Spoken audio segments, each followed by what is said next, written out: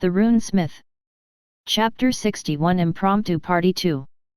On the way, the new party visited the crash site, or what remained from it. Roland was hoping that they might find some provisions. To his dismay, the only thing he found there was scrap metal and wood, along with more goblins that they luckily cleared out without that much of a problem. While here, Roland looked up to the mountain above them.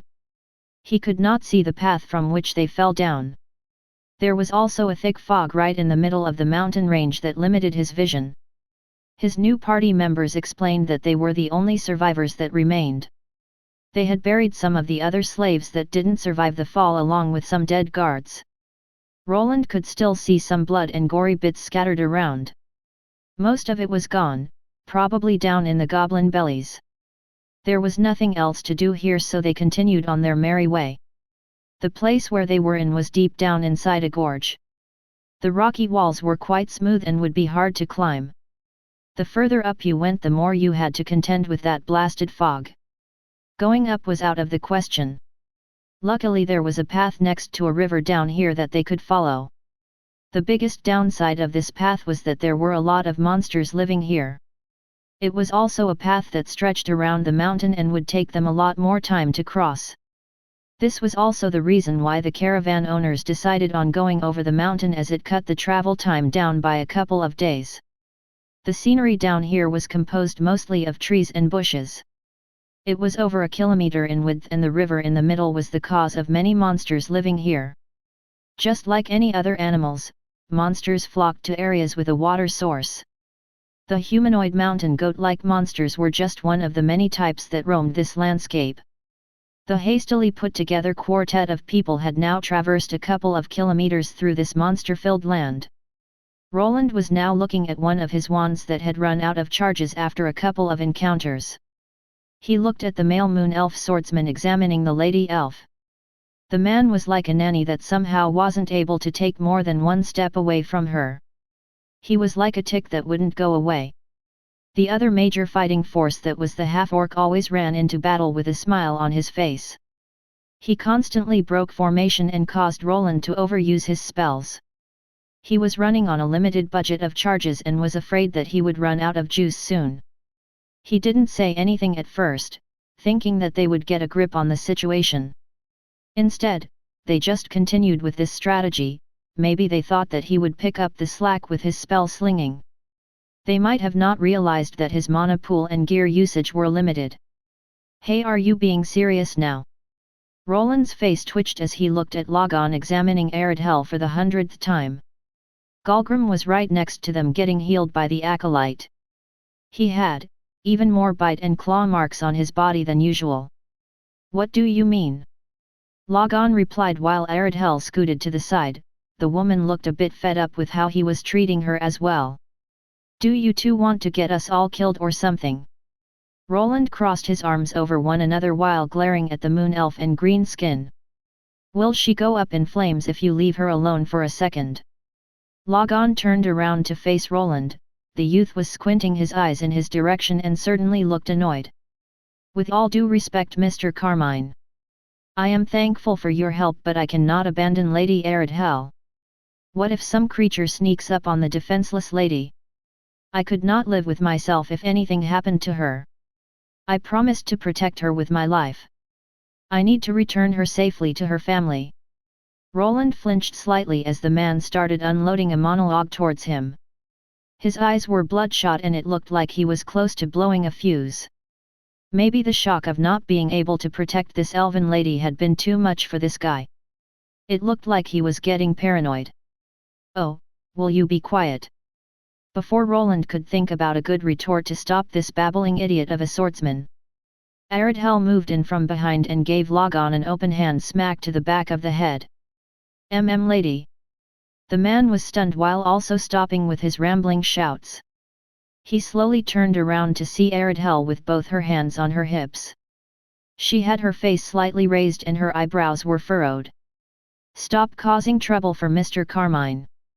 He was caring enough to rid us of those slave collars and even saved us twice. Roland just took a step back while the silver-haired elven woman was now the one shouting. She started reprimanding her bodyguard while mostly bringing up Roland's previous deeds. Mostly implying that the three of them would be already dead if he didn't intervene. The first time being where he threw mana shields out when he was falling. The other one when he took care of the hobgoblin when Logon got wounded. I'm sorry, this was a severe and continuous lapse in my judgment. Please accept my sincere apology, Mr. Carmine. The man did a quick 180 and started to apologize. He took his lady's words to heart almost instantly. Roland realized that it would probably be better to just talk to Aridhel instead if he wanted to get things done. The woman apparently had this man wrapped around her finger, she was even the one that could control that half-orc. Roland wasn't sure, but he had an idea why this was the case. When he was removing the slave color, he did analyze Aridhel's stats. She had a high charisma stat above 20 points. Charisma was counted differently than other stats. It didn't reach that high of a number compared to it. 10 to 14 was the average number a person's charisma would reach. Anything above that indicated someone with some type of charm. This woman's charisma rating was 24, and even he noticed its effects. It might have been some kind of trait, but he found the elven lady quite bewitching. Luckily Roland had a high willpower stat to counteract this. He had read up that a person with really high charisma could affect people in strange ways. It was as if they were casting a mind control spell. If the person was susceptible to it, they would perform tasks that they wouldn't normally do. There were also some classes that used this to their advantage. Bards were one type of class that relied on it, some could even enchant people with their voices. There were also monsters like an incubus or a succubus that led adventurers astray. Someone with a high enough charm could topple kingdoms and empires. They could affect people in power to the point of mad devotion. The girl here wasn't quite at that level though, at most she could slightly affect these two. It's fine if you understand, but I'll need you to take a more active part in the coming fights. You don't need to stick to your friend so closely. I'll protect her if something happens, that's why I'm back here. Roland was mostly ticked off by Logon letting too many monsters into the party formation. Aridhel could easily back away on her own while he contended with the monsters in battle. He would then support him from the back with some magical attacks. He was a person with a lot of firepower, but his fighting style was limited to his magical items. Without them, he would be weaker than a regular mage or a regular warrior. The only thing above those was his high mana pool. He also suffered from a limited array of spells. The regular mana versions of spells showed a decline against Tier 2 monsters. They also traveled at a slower speed than the more advanced spells and were easier to dodge by enemies with high agility. But how can I trust? Before Logon could pose that question, he received another smack to the back of his head. While Roland looked at this comedic routine, Galgrim was to the side just sniggering. The half-orc apparently thought that it was funny to see a grown man be abused by a smaller woman. Little Logon did bad, not like Galgrim.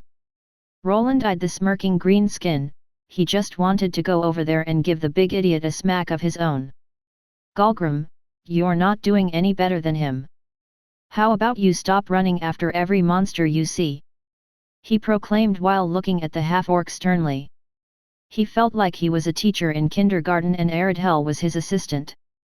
The moment he reprimanded the half-orc, he began to sulk. He sat down on the ground and started poking one of the dead monster bodies with a stick. See, could you?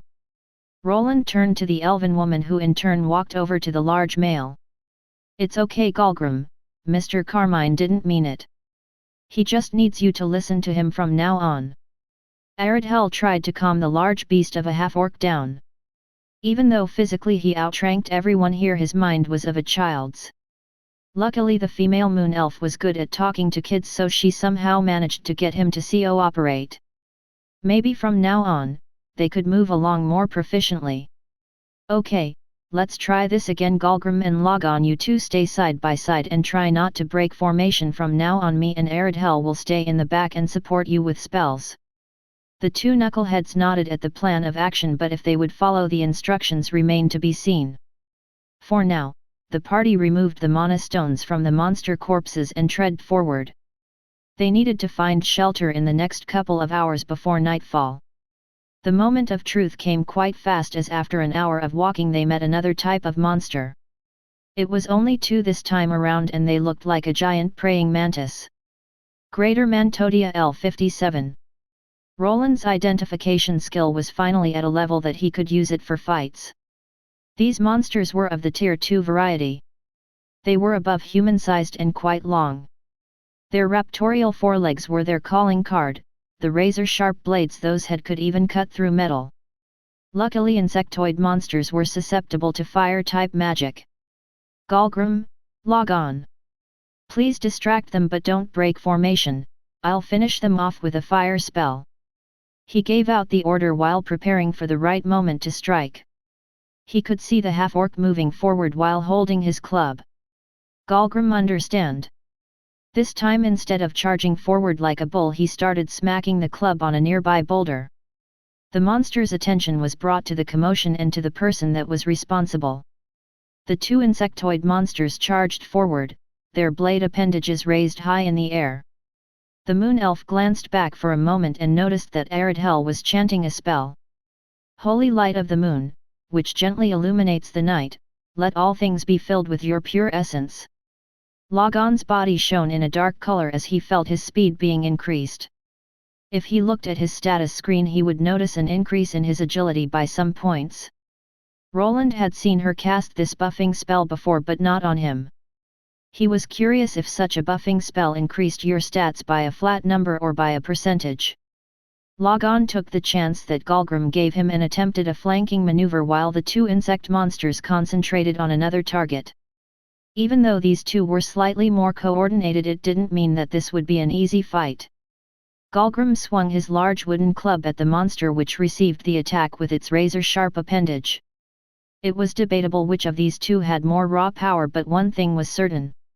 A sharp weapon as the mantis scythes far outperformed a simple wooden club. It got sliced in half just in one swing and caused the half-orc to lose balance. He was lucky that there was enough force in the clash to cause the monster's attack to slow down immensely. It couldn't benefit from the exchange, but its ally was not far behind. A bolt of energy traveled towards it to give Galgrim enough time to counterattack. While the half-orc engaged his enemy in hand-to-hand combat, Logon used the chance to strike the beast's side. He managed to swiftly slice off two legs from the side before dodging a sickle blade that was aiming for his neck. Roland gave the two some range support with his regular mage spells. He was rusty with his incantations a bit, but he wasn't aiming for a kill on the second creature, just to stall it. He saved his tier 2 spell for when the monster was immobile. Logon continued to remove more of the insect's legs until it was stationary enough to deliver a finishing blow.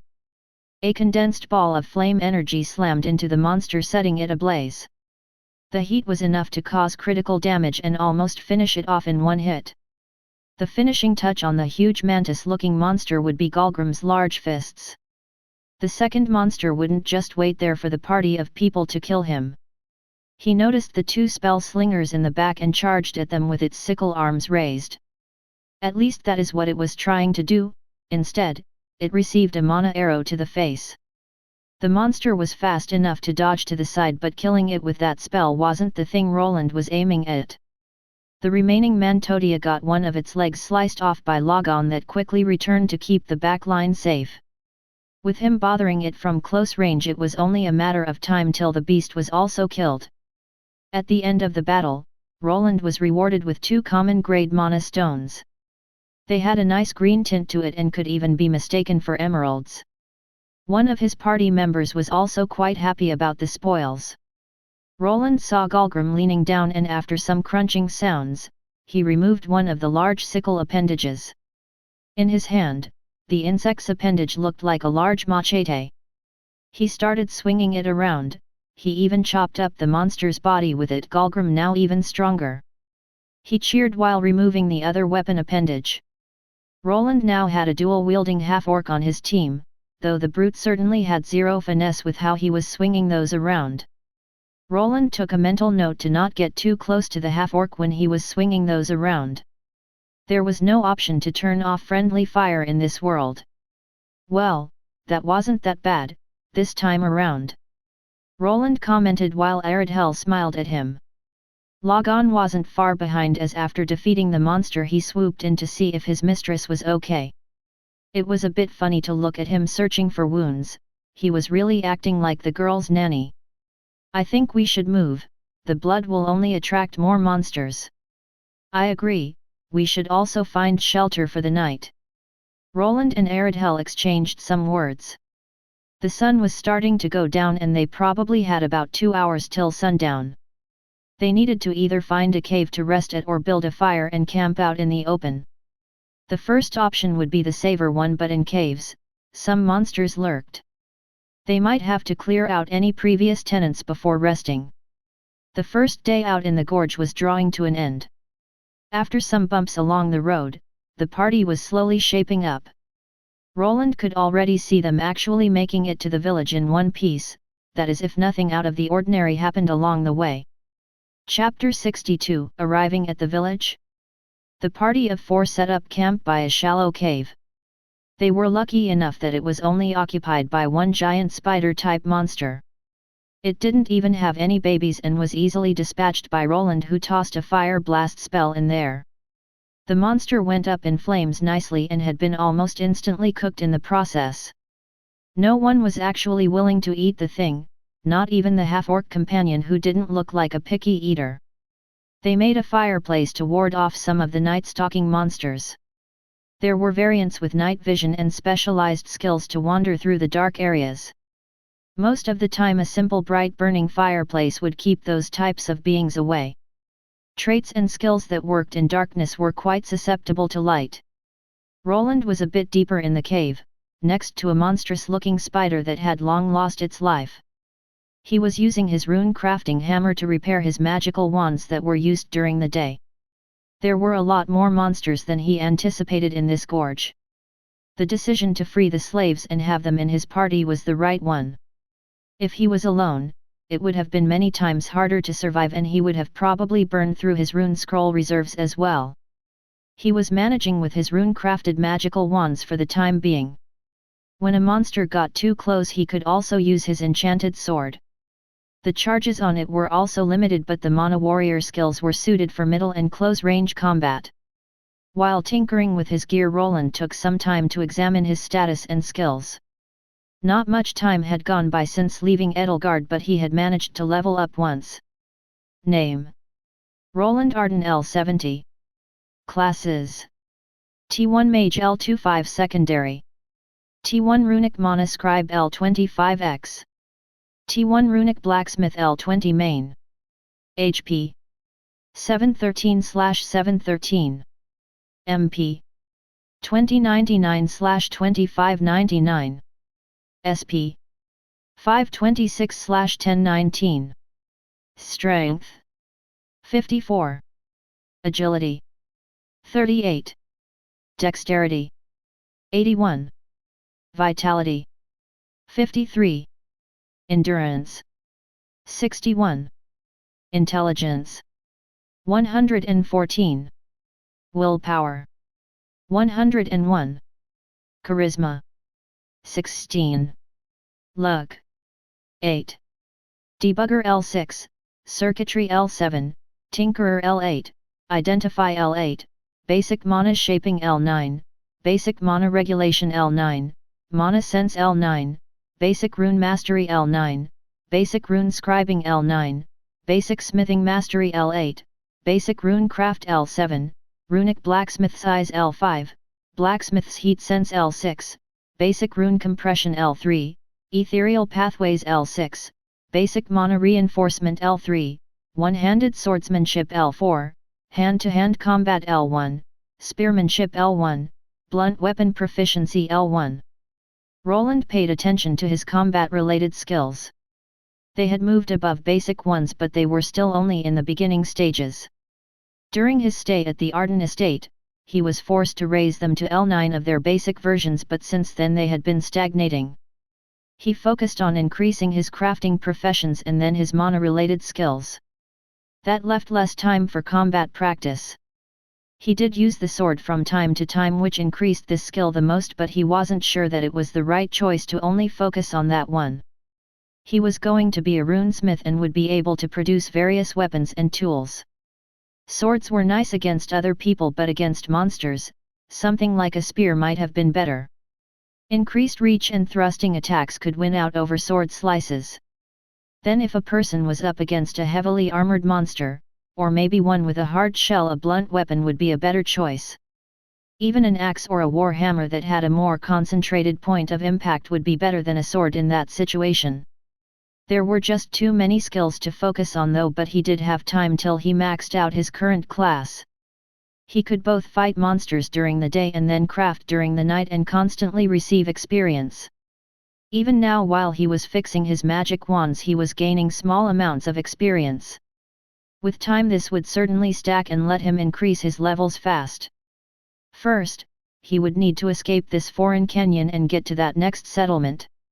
I hope they have carriages going through that village. I might have to go to a larger one on foot if they don't. Roland grumbled as he knew that small villages were rarely visited by outsiders. Mostly some merchants came once a month or every other month to sell and buy some items. Then maybe the tax collectors would show up, or the governing lord would send people to pick up grain. If he arrived there just after the merchants visited it, he might have to wait over a month for another one to arrive. There was also the problem with his 3 new companions. They stood out too much, 2 beautiful elves and 1 huge mountain of muscles. People would probably start asking questions about them. If it came to light that they were escaped slaves, then he might get in trouble for setting them free. Even though he knew they were innocent and were not criminals, he had no proof. This slave ring was probably something run by a shadowy organization. If he got involved with it at this point in his life, he might end up as a slave too. Well, they didn't seem like they would be going towards the port town though. The border to their country is to the west. They agreed to split up after reaching the village. It was only a place to get some better clothes and food. He would be repaid for everything with mana stones. These he wanted to keep for now, as he had many new items to produce. That is, if he actually managed to get a new workshop out there in the sticks. The city he wanted to go to was a frontier town, just an old village before people took notice. With the arrival of the dungeon, things would be taking off, but how far it had advanced was still unknown. He only wished that he wasn't too late and he would manage to get himself a house of his own. With one last hit, the wand that produced the fire arrows was finally repaired. He looked over the runic structures. He could see the metal shape deforming a bit and the runes started to erode into the hard steel. The more he used and repaired it, the less steel there would be until finally, it would be unusable. Should last me through more repairs. I wish I could smelt those collars down and use deep steel instead. He was already thinking about improving his sword, but it wasn't that easy. The better the metal, the harder it was to place runes on it. The reason deep iron or deep steel could hold more charges was that it was somewhat resistant to mana. The runic structures burned up at a much slower rate but were also harder to inscribe. Roland finally decided to stand up and join the others at the campfire. They had managed to get some fish from the nearby river. There was a shallow spot through which a lot of them were passing. Logon was surprisingly good at catching them with a sharpened stick. With a few thrusts, he impaled some which were now being roasted on the fire. "Here you go, Mr. Carmine. You can stop calling me Mr. I'm younger than you." "Oh really? You seemed older, I just assumed." Roland and Aridhel exchanged some words. There were a lot of magical races in this world, and also vitality increased even human longevity. It wouldn't be much of a stretch to believe that Roland here was much older than he looked. "You don't conduct yourself like a child, you remind me of my uncle." "I'll take that as a compliment."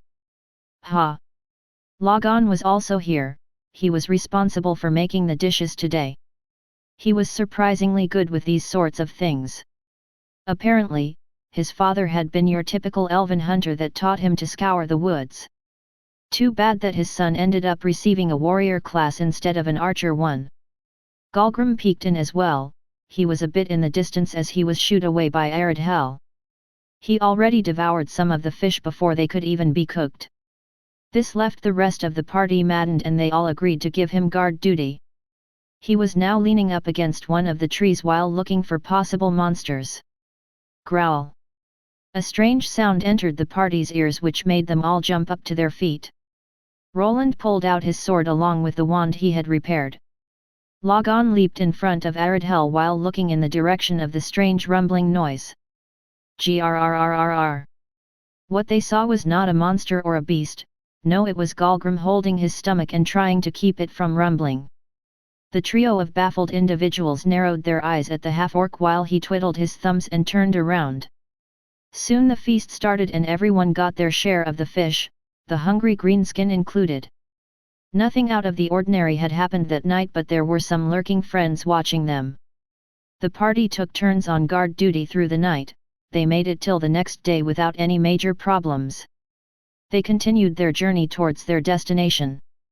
Sometimes they stopped to get some fruit or get more fish. Once in a while, they would be attacked by stray monsters, some in smaller and ones in larger groups. What they all noticed that the closer to the village they got, that the weaker the monsters became. At the start of their trek, they were running into Tier 2 monstrosities, but now they were left with easy Tier 1 mobs. Some of them would be easily dispatchable by the acolyte in their team. Soon they were right next to their destination. The large mountain was getting left behind and they were even able to get out of the gorge. They just needed to follow the river to arrive at the village. They finally saw some signs of civilization as a dirt road appeared.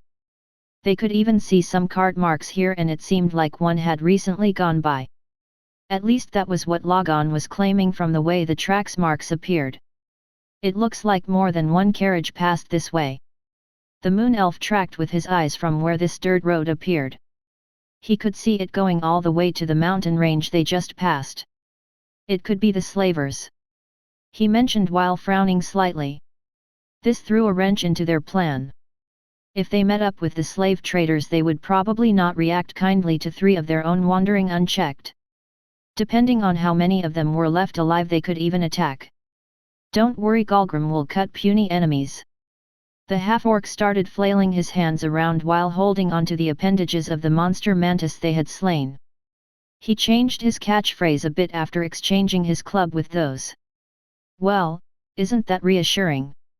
Aridhel clapped her hands and smiled. She looked like a gentle mother just going along with her hyperactive child. Roland, on the other hand, was worried. He didn't want to be labeled as a criminal. For freeing criminal slaves, you would most likely be also sentenced to be one. He also wasn't interested in fighting the people from the caravan, as that would also give a similar result. I think you should wait outside the village. I can see that there is a forest area around it. How about you lay low there while I scope out the situation? He didn't owe this group of three anything by this point. He still wanted to keep his end of the bargain. He promised to help them get food and a set of clothes if it was possible. If the caravan survivors were in the village, it would actually be a good thing for him. He would be able to continue the journey with them. He did pay for the trip already. Mr. Carmine, you've already done so much for us. I'm not sure that we should inconvenience you with our problems anymore. Surprisingly, Aridhel spoke up against his plan. Though Logon, on the other hand, was quick to jump in with a counter-argument.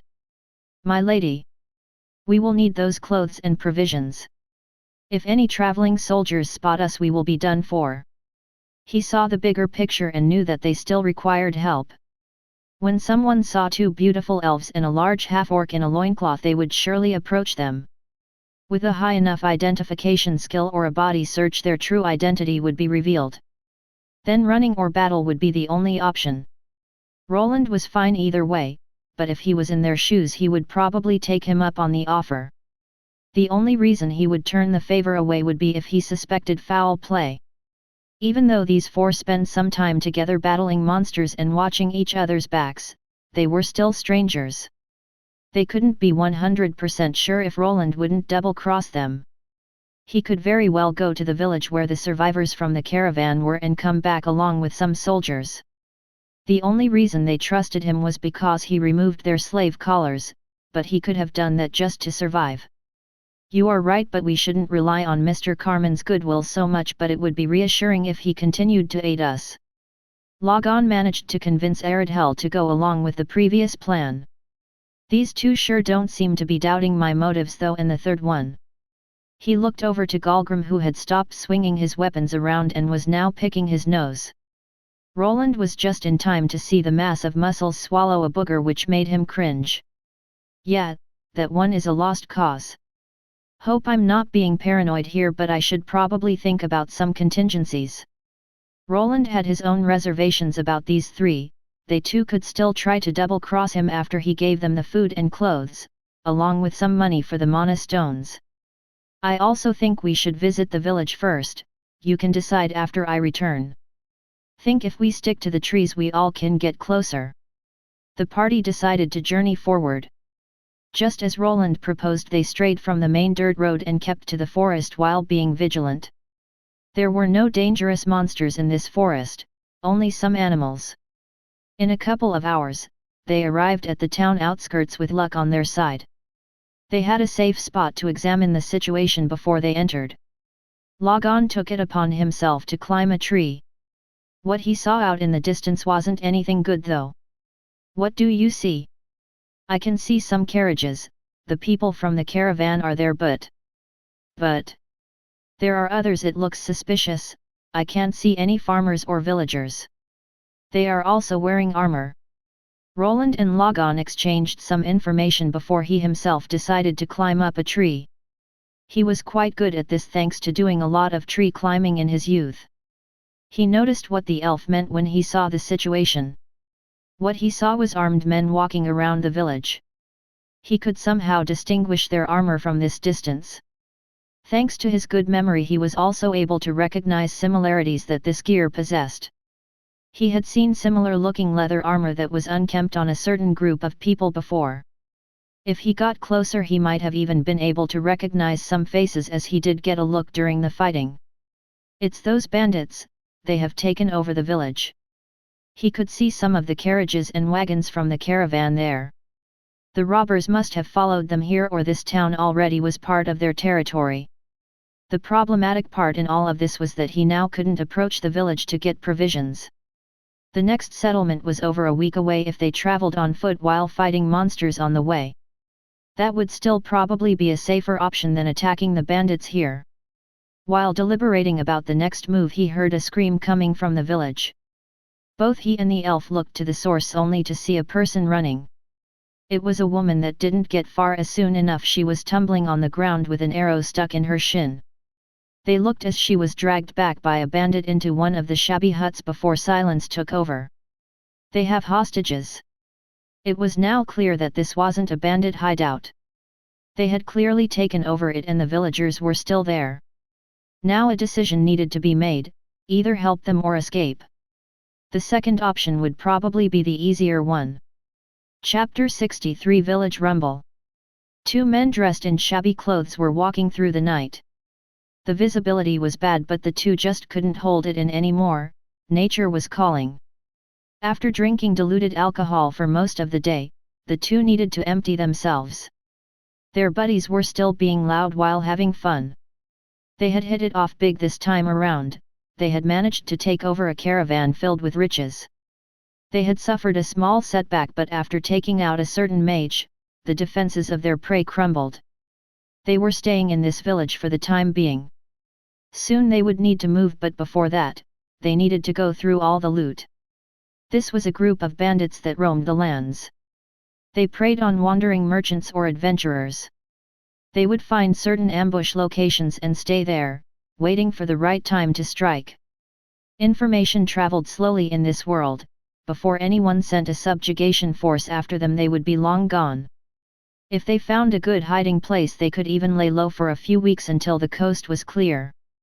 They had been doing this for years. Sometimes they lost some people, but they could always pick up new recruits. They just needed to dangle rewards in front of poor commoners like farmers and old adventurers. Some of them would take the bait and join their bandit group. After someone became a member, there was no escape. Murder and pillaging was now part of their lives. These two were part of that group. Both of them were just farmers that were shoved towards this path because of a bad harvest. After years, there was no more humanity left in them. it was kill or be killed. Why does the boss always keep the girls for himself? He could toss us a bone once in a while. One of the bandits said while pulling down his pants behind a tree. You should be quiet, remember what happened to old George? The boss chopped it right off. The other man was by another tree also taking care of his business. Normally one of them would be looking around if no enemies were around. But this was an uncultured and untrained bunch of ruffians, they didn't really care about proper procedures. Even less when they were drunk. Yeah, I remember. The boss really likes to play with them though, wish he didn't break them so easily. Remember that redhead? Don't think she even lasted through the night and she had the greatest pair of. The man stopped with his monologue and looked down. Hey! He was flabbergasted by the thing he was seeing. A sharp metallic blade was sticking out from his chest.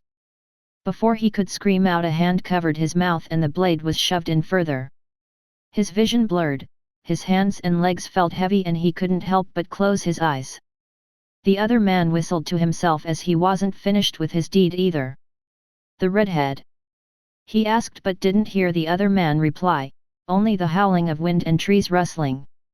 Hey, are you there? Stop bullshitting around. The man finished up and pulled his pants up. The two didn't go far away from the village and didn't bring a torch. The bandit moved his hands to the side where he had a dagger, but before he could pull it out, something connected with the back of his head. There was a muffled explosion, the bandit's head exploded like an overripe tomato. Behind him stood a silver-haired elf, in his hand a heavy rapier. This was Roland's old weapon that didn't see much use. The explosion was controlled, silent but quite messy. Logon was smart enough to quickly duck behind one of the trees to not get the man's brain all over his clothes. That takes care of two of them. Should we wait for more to arrive? Logon stepped out from the shadows while looking down at the two bodies. Galgrim and Aridhel were here as well, but the one that had stabbed the first person was Roland. He was wearing goggles, these were enchanted with a simple night vision spell. The two moon elves were beings of the night, so they had something similar as a racial trait. The same was with their half-orc friend. Don't think we can take that gamble, it could be hours before any of them decide to come here. Everyone might be sober by that time. Roland commented while the group gathered. Galgrim used those large arms of his to grab the bodies of the two bandits and toss them further into the forest. Their group had arrived here half a day ago. They hid in the nearby forest. Luckily the bandits were preoccupied with their pillaging to notice them camping out and watching them from afar. The village was a small one, there were only about 10 houses and there wasn't even a wall surrounding it. The people living here were mostly farming families along with some hunters. Only weak monsters came around this place, so this was probably enough for protection. There was also nothing here that would incite robbers or bandits to attack. The farmers had almost no money and mostly ate what they cultivated themselves. They were quite unfortunate that day. The remnants of the caravan that made it past the forced landslide had escaped here. The bandits pursued and ended up in this place. From what Logon and Roland counted, there were between 15 to 20 enemies here. They had quickly dispatched 2 of them, which brought down the number. Roland had deliberated if he should help the villagers or just ignore it. The only reason for helping these people would be his conscience and maybe the loot that could be taken after the victory. They took their time in inspecting the village from afar. The enemies didn't look that powerful and there weren't any tier 3 class holders around. He would have had to give up on the plan if even one person like that was here. After some deliberation, his conscience got the better of him and the decision to intervene was made. Everyone remember the plan? The 3 nodded, but the question was mostly targeted at Galgrim, who looked ready to massacre some bandits. Remember, only charge in after you see the signal. Logon looked to Galgrim, who in turn lowered his head in disappointment. Take care, you two. Aridhel would also be staying here as she wasn't much of a fighter herself. She gave both Logon and Roland a little boost with some basic buffing spells that raised their agility and endurance. Don't worry, Lady Aridhel, we will return victorious. Logon declared while Roland watched from the side, but his gaze was mostly on the village. There were still a couple of bandits wandering around, but most of them were dozing off. Glad that these idiots have zero awareness. Logon nodded at Roland's words while the two sneaked away. Remember, we only have 10 minutes before the spell effect wears off. I'll take care of the east side. Logon nodded at Roland's words as their bodies blended into the shadows. Roland had activated the same spell scroll that he used against the thieves he encountered back in Edelgard. With quiet steps and a cloak of shadow, the two approached the occupied village. This place was further away from civilization. Things like street lamps didn't exist. The only light was the one inside of the buildings, which allowed these two to easily sneak up on their unsuspecting targets. Hey! Why are those two idiots not back yet? Did they fall asleep outside? A rough-looking bandit with a bushy unkempt beard asked. Maybe they are having some fun with each other. Another one answered while making an obscene gesture with two of his fingers.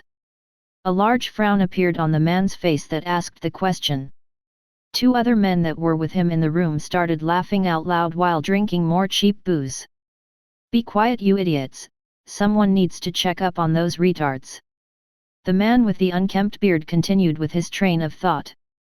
He was a bit less drunk than the other bandits and knew that there could be danger lurking outside. What if the two run into some monsters and are now dead? Yes, and that someone is you. He got a quick reply from one of the drunkards that continued to drink and laugh around. While his bandit companions ignored him, the man with the bushy beard decided to stand up. He knew that he wouldn't be able to get through to these idiots. He would need to check up on the two men himself. If something happened to them and the boss found out that they were slacking, they could get punished. He grabbed a crude lantern from the side that ran on oil. This was a cheap alternative to a magical lamp. Oil wasn't a widely used resource as most people invested more in magical technology. This man had no night vision related skills, and even with this item, it would be hard to see anything outside. He grabbed his coat and was about to go outside, but the moment he grabbed the door handle, an explosion occurred. Bam! The door exploded into many wood chunks the moment he tried opening it. He was unprepared, his hand was mangled as it received the brunt of the force. The bandit's body got tossed back into the home the group was occupying. The man hit a nearby table where the rest of his comrades were. He was bleeding from various orifices and his whole face was filled with wooden splinters. The man screamed out in pain while convulsing violently. His health was going down at a dramatic pace as he was bleeding out. What the? The other men screamed out in shock as they heard the explosion. Even more, after they realized that one of their bandit buddies was almost dead. Enemy attack? Monsters! The rough-looking men shot up to their feet. Even though they were still drunk, the adrenaline in their system made them sober up fast. They all quickly went for their weapons while also hearing similar-sounding explosions and shouts outside the house. They were clearly getting attacked by someone or something. Is it a mage? Do they have fire bombs? Some of them recalled the man that they fought with during the initial ambush. He had some strange explosive bombs with him and was also using magic. The last time they saw him was after they pushed large boulders down the slope. He was supposed to have been long dead, but maybe he had somehow miraculously crawled out of there. We can't stay here if they have bombs. Quickly go outside. One of the men shouted while remembering the grenades. If one of them was tossed inside this building, they would look even worse than this injured bandit here. The bandit that shouted grabbed a large wooden shield from the side. He then positioned it in front and charged forward. His logic being that if any arrows came flying he would be well protected. He managed to go outside but no arrows came, instead he saw some orange light shining from below. The two men that were behind him heard another loud bang that was followed by a magical discharge. Their companion was engulfed in a ball of fire and quickly succumbed to his fate while screaming. The entrance became even more damaged after the second explosion. Now even the building was starting to catch fire. The two men with weapons and shields in hand looked to the sides. There were side windows in this house, which they now planned to use for their escape. The two weren't quite sure what happened, but there was someone outside flinging magic. Maybe if they climbed through a side window they would be safe. The windows didn't have any glass in them, they just had some wooden panels sealing them up with a latch. They too were quite drunk and panicking. Escaping through this new way seemed like a plausible thing to do. They could also hear explosions occurring outside, maybe the person that was casting spells was busy. If that someone decided to throw a fireball into this house they would be done for anyway. Each one took a window for themselves, hopping over it in hopes of finding out what was happening. The moment they did though, a strange piece of paper was discovered. It was attached to the side of the wall right next to the windows. The moment they crossed the threshold outside, it began to shine in a blue light that quickly turned red. 2 new fireballs filled the area that was already cracking with detonation sounds. Everywhere screams of pain and agony could be heard. Soon a monstrous roar resounded through the surroundings, and the surviving bandits saw some kind of large humanoid beasts with sickles for hands charging from the forest. The bandits were injured and in disarray. The charging monster was coming for them, and in this dark night, it was hard to make out this creature's true form.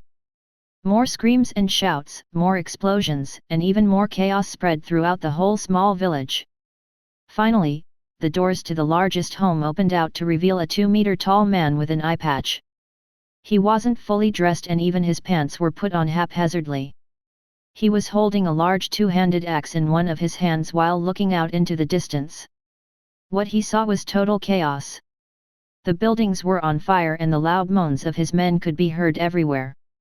He could see them crawling around with burn marks, some of them had their feet and legs removed. It was as if something tore them right off. In the middle of the small village, he could see some kind of humanoid monster. It was slaughtering his men that were uncoordinated and drunk. After he got a better look, he identified the assailant to be either an orc or something close to it. What the hell is this? He was about to head into the fray to help his men. For now they were confused, but if their commander joined the battle they could still turn this around. Everyone back away, leave that monster to him. While taking, he noticed something and quickly put up his guard. A pointy blade approached his face from the side as an assailant emerged from the shadows. TCH. It was a dark-skinned moon elf with silver hair. He didn't just back away but continued with his attack. Many quick thrusts were deployed against this large bandit, but he was skilled enough to block them with his large axe. The man wasn't the leader for nothing and wouldn't be brought down with just this. Fucking knife ears. The axe that he was holding started glowing in a green color after the flurry of sword strikes didn't go anywhere. He swung it in a wide arc while wind elemental energies pushed the elven assassin away. Die, you little shit! The man roared out loud while his weapon glowed once more. The muscles on his body expanded in thickness while he swung it down. He combined 2 skills to produce a torrent of wind that could bisect anything in its way. The elven assailant was nimble though and managed to dodge the deathly magical blow to the side. The mass of green energy traveled further and crashed into one of the village buildings. The home was mostly made from wood with some rocks piled up as walls. When the magic strike collided with it, the whole structure crumbled along with the wall. The bandit knew that his opponent was close to his level, but he had the advantage of having a magical weapon. He needed to end this fight fast and help his comrades in arms. He gathered even more energies into his weapon. This time the area of effect would be large enough to hit his opponent. He went for it. A massive surge in mana could be felt as he almost went all out for this one attack. But just before swinging down, his danger sense went off. Instead of going through with the attack, he put up the large axe and used it as a shield. He was quick enough to intercept a magical spell with it, that looked like an arrow made from stone. Fugue. Pay attention. The bandit boss then felt the presence of the elven fighter. This time around there would be no escape. The elf had used some kind of special move to close the distance instantly, and the blade was upon him. Before he could react, the sword tip was already going through his neck. The man's head explodes almost instantly after the activation of the runic rapier. He fell down to his knees, his large chest then slammed to the rough ground below. The bandit boss was slain, and now only his uncoordinated gang of robbers remained. After some time the night of slaughter came to an end with a clear victor. The remaining men didn't stand a chance after their commander was done in. Some of them fled while most met their demise by the half-orc's hand. Their bloodied bodies were quickly washed away by the rainfall that ensued at the end. It was as if the sky was trying to wash away the blood that was spilled today. Chapter 64 Solo once more. Roland was sitting on a tree stump that was meant for chopping wood. He had some red beans in a wooden bowl that he was munching on. This was the morning of the next day after the fight with the bandits. It had rained for a couple of hours during the night, but soon afterward the clouds had cleared up. The next day was quite sunny, and thanks to the rain the stench of blood wasn't as bad. While eating, he looked at the pile of corpses in the middle of the village that was more of a small encampment of farmers. Galgrim was just pulling the last dead bandit towards this pile. Roland was a bit surprised about himself and how he was taking this in. He was staring at a large number of deceased, but he was fine with it. He was even enjoying a meal, and not once did he feel like vomiting. He could only attribute this to his new mental fortitude that came with his heightened willpower stat. He could also see the bandit leader's large two-handed axe strapped to Galgrim's back. The half-orc requested it as a reward, and the party obliged. It was a nice weapon made from deep steel that would probably last for a while. Roland didn't just hand over the loot to his 3 temporary partners. He mostly agreed to it as there were more weapons made from deep steel stashed away. The bandits had placed all of their earnings in one of the wagons that had remained. The party of 4 wouldn't be taking all of that though, it didn't belong to them. There were also survivors from the caravan that were the true owners. The rescue party would be getting something in return. They were free to take things that had no owners. Even though there were survivors, not everyone had made it out alive. He glanced at his status screen to see that he had leveled up once from this fight. It might have seemed that they defeated a lot of high-level foes, but that wasn't the case. Roland's level was above 70 with all his classes combined. That meant that anyone that was below this level wouldn't give him that much experience. He would start leveling up well only after defeating people or monsters above his base level. Most of these bandits were between 40 and 60, while the bandit leader was around 80. It was enough to get him 1 level, but he still had 4 levels to go. Only then could he begin his life as a tier 2.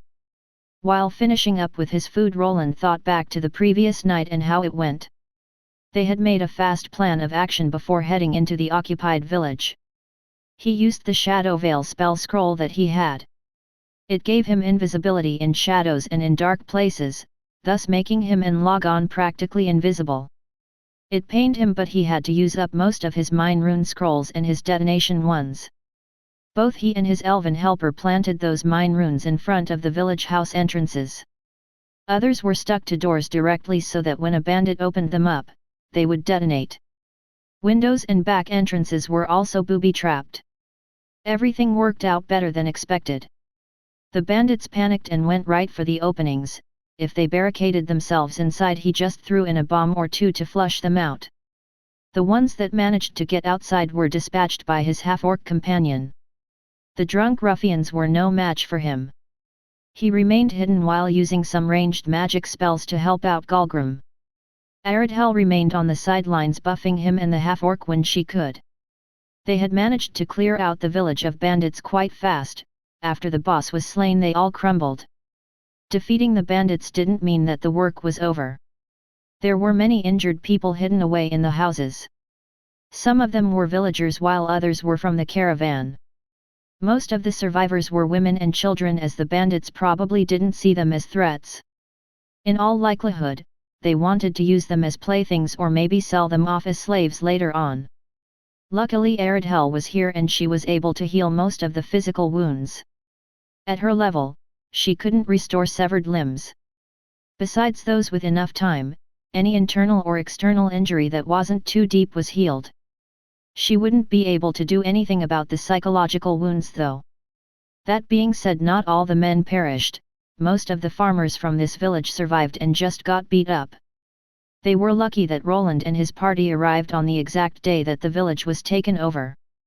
It was quite a speedy rescue still, there were casualties. Roland didn't see the family of 3 anywhere here that he met during the caravan ride. This sure isn't the old world that I lived in, hey. There was no police or army coming. No one would scour the mountains to look for survival. This would only happen if an outsider came to the Adventurers Guild with a job offer. At most, there would be some kind of formal letter to go take out the bandits if news arrived that they were roaming the lands. By then everyone would be dead and the bandits would have probably moved on if they were smart. Many people were sobbing while putting a cloth over their deceased loved ones' faces. He could only look from afar while thinking about his own future. Even more than before, he was contemplating on getting stronger. If he wanted to evade something like this happening to him in the future, he needed power. We'll be moving soon, what are you going to do? Roland placed the finished bowl of beans to the side and looked up. Logon had arrived and asked him that question. The Moon Elf had a full set of leather armor on that he had looted from a bandit's corps. He had chosen the best parts from a wide variety of leather gear so it didn't look uniform in color. Far away from here. The survivors from the caravan are going to continue towards the port city. I'm going to go with them after that, who knows? There weren't many soldiers or adventurers left that survived, so those people actually needed him to protect the smaller convoy. Roland, on the other hand, didn't really want to go on foot, so this was fine with him. From here it would only take them about 2 days to arrive at the larger city. They could also inform the guards stationed there about the bandit problem. Maybe they would actually send someone to check out the mountains for any survivors. Is that so? I would like to thank you on behalf of. Before Logon could go through with his monologue, Roland raised his hand to stop him. He didn't really care to what faction this elf belonged. It would be even better if he had less information, as he had a sinking suspicion that these two were involved in some kind of noble squabbles. This was something he wasn't willing to get involved in.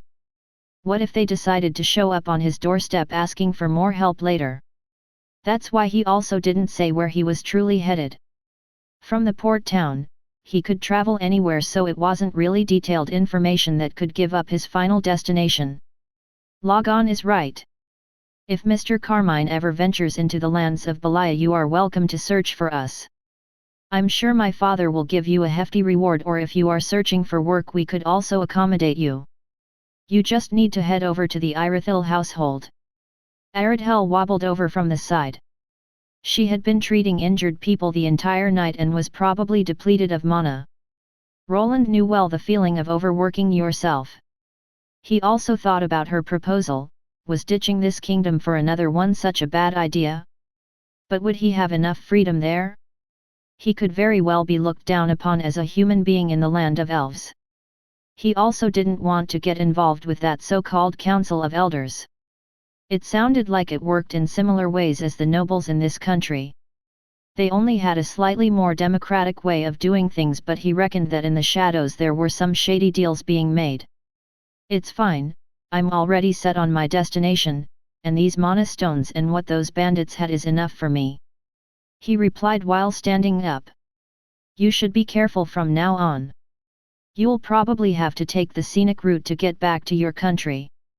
By that, he meant that they would need to evade the soldiers at the borders.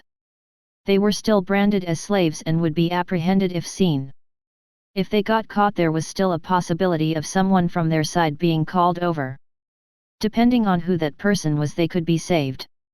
Keeping nobles from other countries as slaves could be a prelude to war.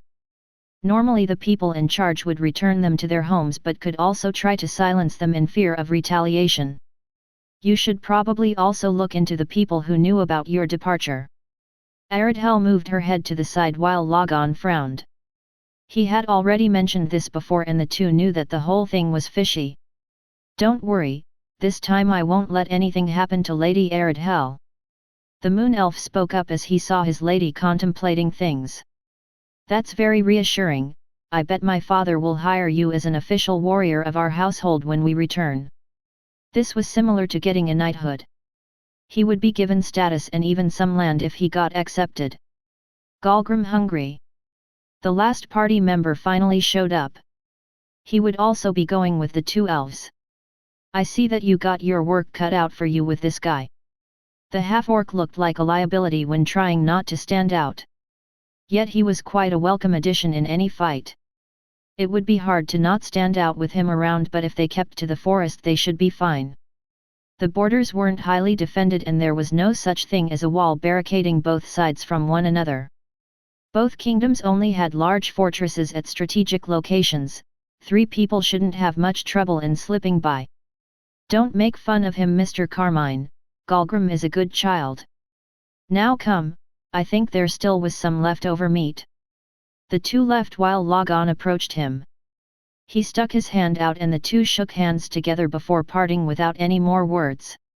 He looked at the trio that he traveled with for a few days. I really do keep encountering weirdos whenever I travel. First was the initial trio of girls he met in his first city. Then he met the half-gnome along with the gnome manager and his moon-elven bodyguard. There were even those 3 guys he shortly interacted with during the ant monster disaster. They all were kind of peculiar from his standpoint. But maybe I am the weird one here. He gave out a sigh while leaving the tree stump he was sitting on. He walked towards one of the remaining caravans that were close to getting packed. Ah, Carmine was it? We will be able to depart soon, just waiting for everyone to finish with their meal. Roland looked to the back and could see 4 people eating. 1 man and 3 women were the survivors from the adventurer's side. They had also explained to him what had happened after the boulder incident. After the initial hit, a landslide occurred and the caravan was split in 2. The worst end was met by the slavers that tumbled down into their doom along with him. The carriages that were in the front quickly escaped down the mountain. These were the people that were here. They thought that they had escaped the bandits, but after half a day of being in this village, they were attacked again. From over 20 carriages and large wagons, only 4 remained here. They were lucky that the horses and other beasts were still here to pull the remaining carts. The villagers would be moving along with them. Some of the bandits had escaped and if more were out in the mountains was unknown. If they gathered up their buddies, this village could be burned down to the ground even further. Roland's mines and explosive runes had taken out chunks from the buildings and these people were now considering moving elsewhere. From their conversations, he found out that bandit attacks weren't all that rare here or in other villages. Most of the time the bandits didn't go overboard and just took away some food and other resources like clothes or iron tools. The bunch here was more violent than usual. This would have never happened if the nobles didn't have a stick up their arse. Roland nodded. It was the responsibility of the governing noble to send soldiers to keep their villages safe. This one was away from the main city and quite small. It was probably seen as disposable as it didn't bring in much grain or taxes. Maybe you should file a complaint with the Lord. The coachman looked at Roland with a strange expression on his face before bursting out in laughter. Yet and what? Get myself hang up on the wall for insulting a noble. Roland shrugged as that should be the proper way of conducting things. Problem was that most of the nobles didn't care about their subjects but only about their prestige. It was enough for them to appear strong and in control. They didn't worry about the commoners complaining. They were only interested in how they looked to the other nobles. They would begrudgingly act if bad rumors started spreading about their territories so they wouldn't look bad. There was one way to make most of the nobles act and that was money. They would protect their money-making businesses with quite the dedication, but that left places like this ignored. I guess you are right, I'll wait in the carriage. The man waved his hand at Roland as he was walking away. He sat in the back so that he could look outside. The villagers were packing up and had some carts of their own. The caravan increased in size yet again, this time around he might have to take a more active role in defending it. Before they departed, the elven duo and the half-orc showed up next to his wagon.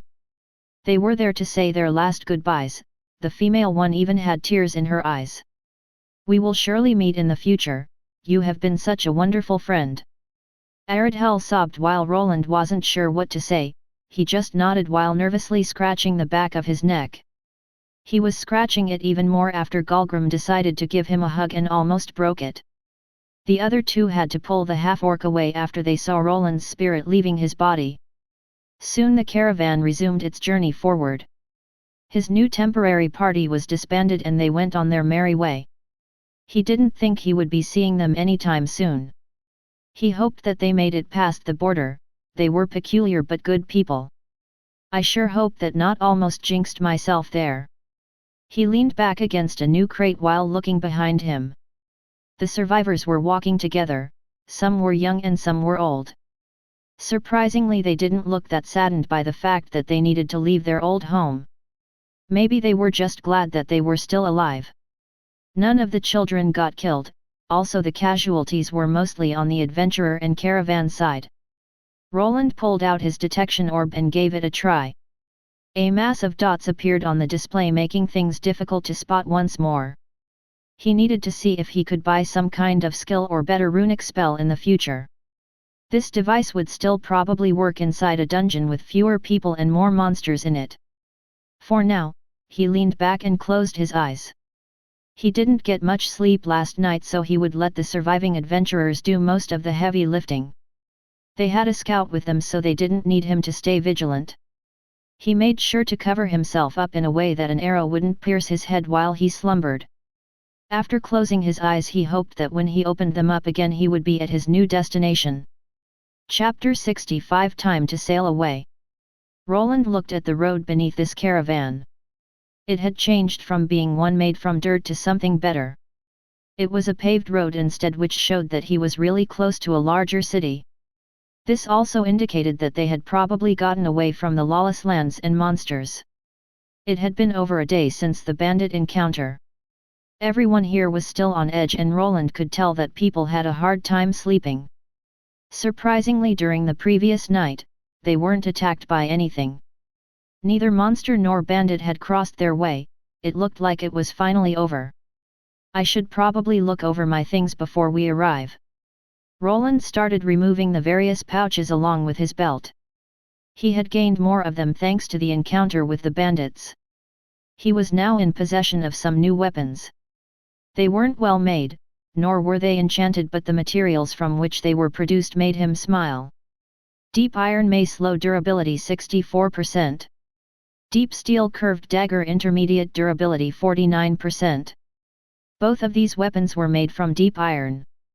To produce deep steel you used a similar procedure as for getting regular steel. To make regular everyday steel, iron ore was first mined from the ground. It was then smelted in a blast furnace to have the impurities removed. After this, a small amount of carbon would be added. Usually, it was below 1%. The smelting process with deep iron was practically the same. The biggest problem was that this mineral had a lot of mana in it. It was a lot harder to melt than plain iron ore and required special magical blast furnaces. They had added enchantments or runes to increase the heat and also make them more resistant to it. The carbon added was also a special kind that had also absorbed mana before. The finished product would produce an item that was a lot harder and resistant.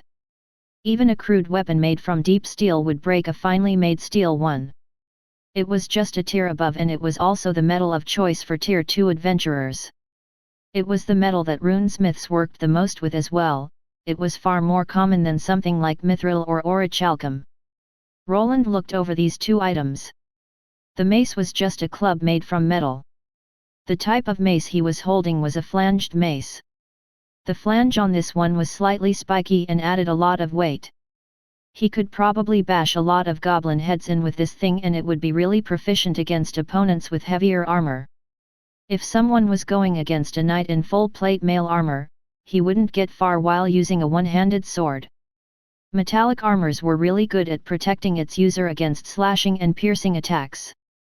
On the other hand, they weren't so good against blunt force, even less if the person in the armor got hit on the head. The force traveled through the armor and could even cause internal damage.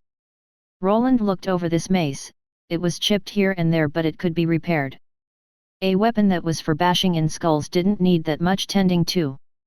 If it was a sword that lost its sharp blade, it would be another thing. The dagger on the other hand looked a lot worse. The blade was dull, chipped, and even part of the tip was missing. He would need to grind a lot of it down to make the edge uniform again. It was still reparable, but the blade on it would have to be shortened. I can still add a rune on it, with it being deep steel it will last quite a bit more than those wands of mine. The mace was better as a weapon for now, but it was still only made from deep iron and not deep steel. The dagger on the other hand was a finished product that went well with his runes. He just needed to get his rune condensation skill increased to fit a common one on it. The axe that Galgrim had taken might have looked like the best weapon out of the bunch. For him that wasn't the case. He had already lifted the rune that was on the axe for himself. He had the schematic and could put that enchantment on any of these two weapons. The two-handed axe was also a bit too big for his frame, he would rather use a shield weapon combo. A shield also had a lot of unused surface space that he could place mana stones in. Putting several defensive spells on it that would barely use any mana wouldn't be that hard. Speaking of mana stones, Roland was in possession of quite a few. Besides the ones he had amassed during the trek towards the small village, there were also a bunch in the bandits' possession. He now had a large bag filled to the brim with common and lesser-grade mana stones. If he got himself a working smithy, he would be able to deck himself out with them from head to toe. The only problem was leaving the gem-like items outside the armor. These stones weren't that resistant, the lesser ones could be broken down with a hard smack of a rock. The common ones were harder, but a good direct smack with a metal weapon would put cracks in it. He would need to think about a good design for anything like that. From his perspective, it would be better to place the sockets on the inside of the armor pieces. On places that wouldn't get in the way, that is. He needed some strategic places on the outside as well, some that wouldn't normally be aimed at. While he was contemplating new crafting designs, they finally arrived at the port city. He could see some of the villagers hugging each other and crying as if a weight had fallen from their shoulders. They had been walking for 2 days almost without sleeping, afraid of being attacked. Roland wasn't sure what the authorities would do in this situation. This was the first time he was involved in a bandit attack. He didn't think that they would be questioning him much, the merchants that survived would be enough. There was a bit of trouble with getting in through the gate at first, but after giving an explanation they got in. The adventurers headed straight for their guild, probably to make a report and maybe to ask if some of their other companions survived. After the man-made avalanche, the middle part of the caravan was taken out. The ones at the front were the ones here. The people that were in the back had to contend with a barricade of rocks, though, while the ones in front could mostly get through, as Roland had made a large hole in that barricade with a fire blast spell. Even if someone survived, they might still be somewhere down in the gorge, or they might have backtracked into one of the villages on the other side. There would probably be a rescue party being formed, that is if the city officials here agreed on giving the adventurers money for it. If not, none of them would be going there for free. He himself needed to get a few things taken care of as well. With the increase of his bags of holding, there was a lot of clutter in there. He had taken a share of the bandits' armor and steel weapons. They were mostly in bad shape and served no purpose. He decided to sell most of these useless items while keeping the ones that were in the best shape for himself. Roland didn't really want to hang around this caravan anymore. He wasn't with the adventurers, so he wouldn't be making a report. It pained him that he wouldn't be able to get a reward for his troubles. He had gotten enough items to net him some golden coins, though. It would be a good boost to his workshop budget. He would probably need to order some stuff from the blacksmiths that lived there at first. This was fine, as he wanted to do some dungeon dives before continuing with his craft. He wanted to gain some more battle experience and then figure out how his class could be utilized for it. Some designs and spell combinations were already floating in his head. If they would work out in the field would have to be tasted. Roland arrived at an armorer's shop. He didn't beat around the bush for much and quickly went over to the shop owner. He was a rough-looking dwarf with the usual long red beard. "I'd like to sell some items." "What do ya have, laddie?" After the quick exchange, Roland started to pull out some of the crude bandit armors. Most of them were leather ones, but they had some metallic parts like chain shirts, greaves, and pauldrons. He didn't think he would be getting much for them, but he wasn't worried about that, as any small amount of gold would help. "Let me see, can give ya a boot this much." The dwarf went through everything and examined it throughout. He could see the man taking some notes. He was quite professional about it. That's a bit, can't you go higher? How about? He bartered with the dwarf for a few minutes. After some back and forth the two shook on it and Roland was several golden coins richer. The next destination was the weapon shop where he would get rid of most of the steel and iron blades. He could keep them for himself but repairing all of them would take too much time. Adding runes on these rusty things was also a waste of time. He could earn more by just buying better blades and inscribing those and wouldn't waste time on repairs. The next shop also had another dwarf in it. These guys really like crafting weapons and armor. He was probably the odd one out of the bunch as a human runesmith. After another bout of bartering, he had gained more funds. His next destination would be the port. He needed to find out when the next ship would be leaving. After asking for some directions he headed out. They had arrived in the morning and he still had some time till sundown. He arrived there after another half an hour of walking. When he arrived he could see two long piers with two large sail ships anchored to them. It looked like he was indeed lucky as the men of the sea were unloading their goods. He could even see a wooden crane helping them out by moving the larger boxes over.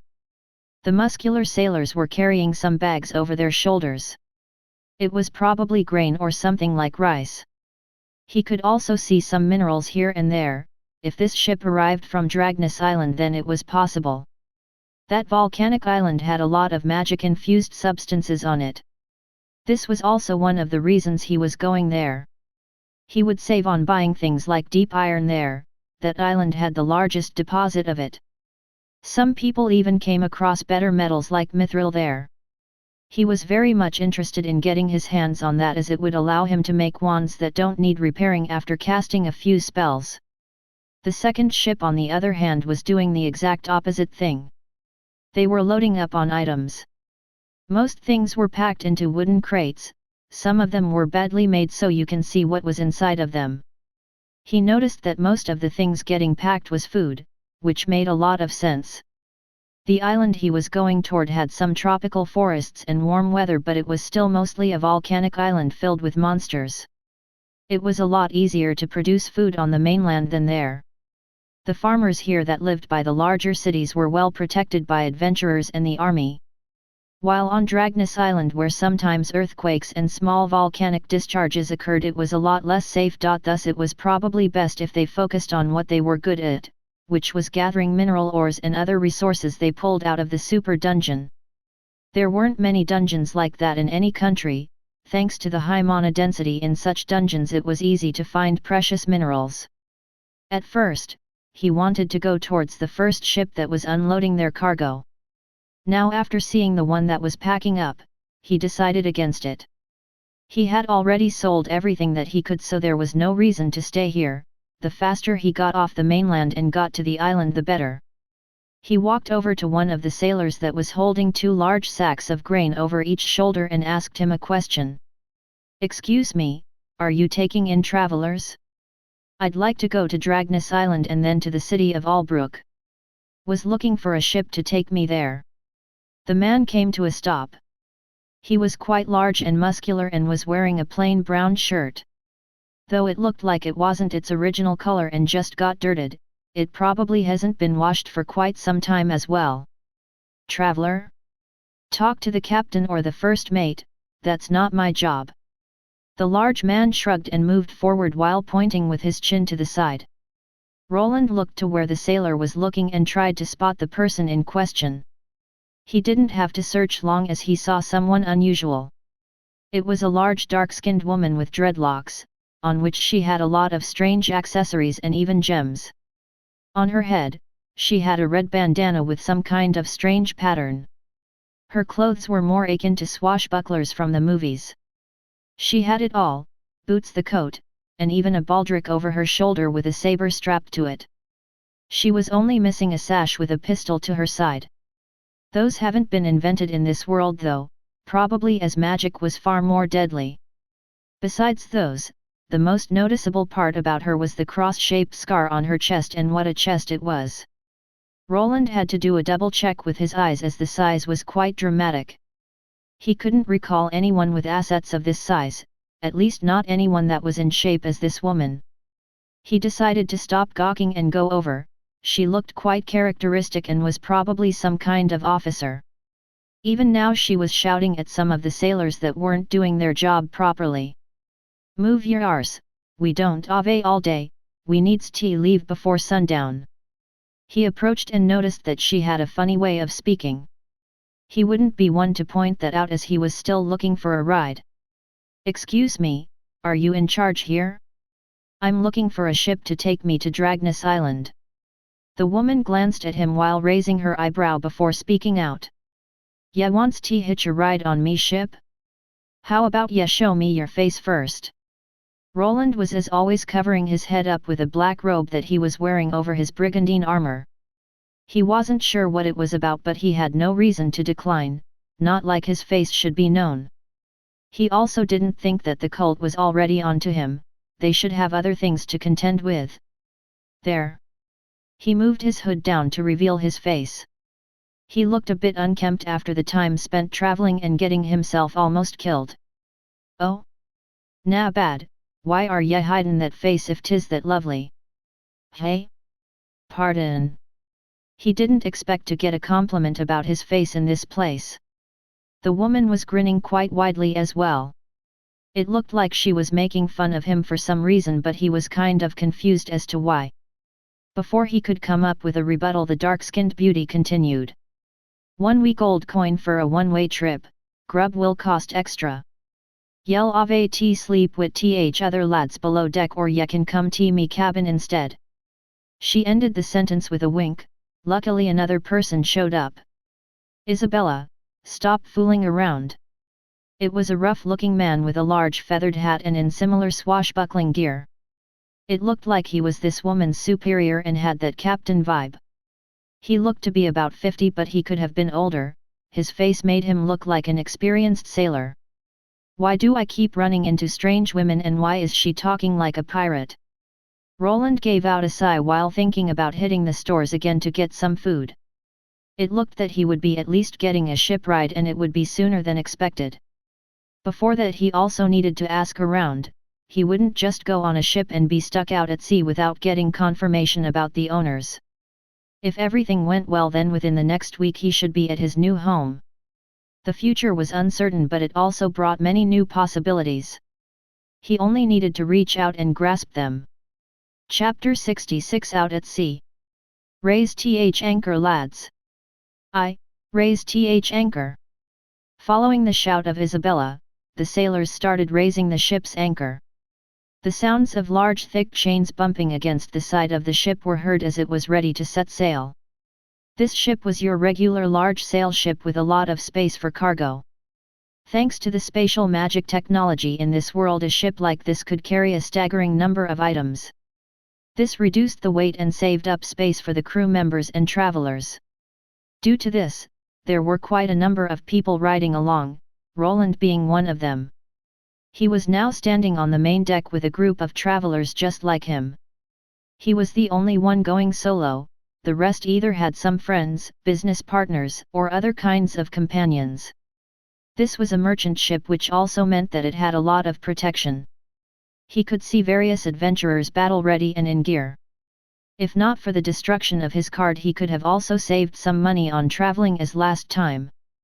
He at least hoped that he could spend this trip without anything going horribly wrong. Roland didn't really have anything to do now.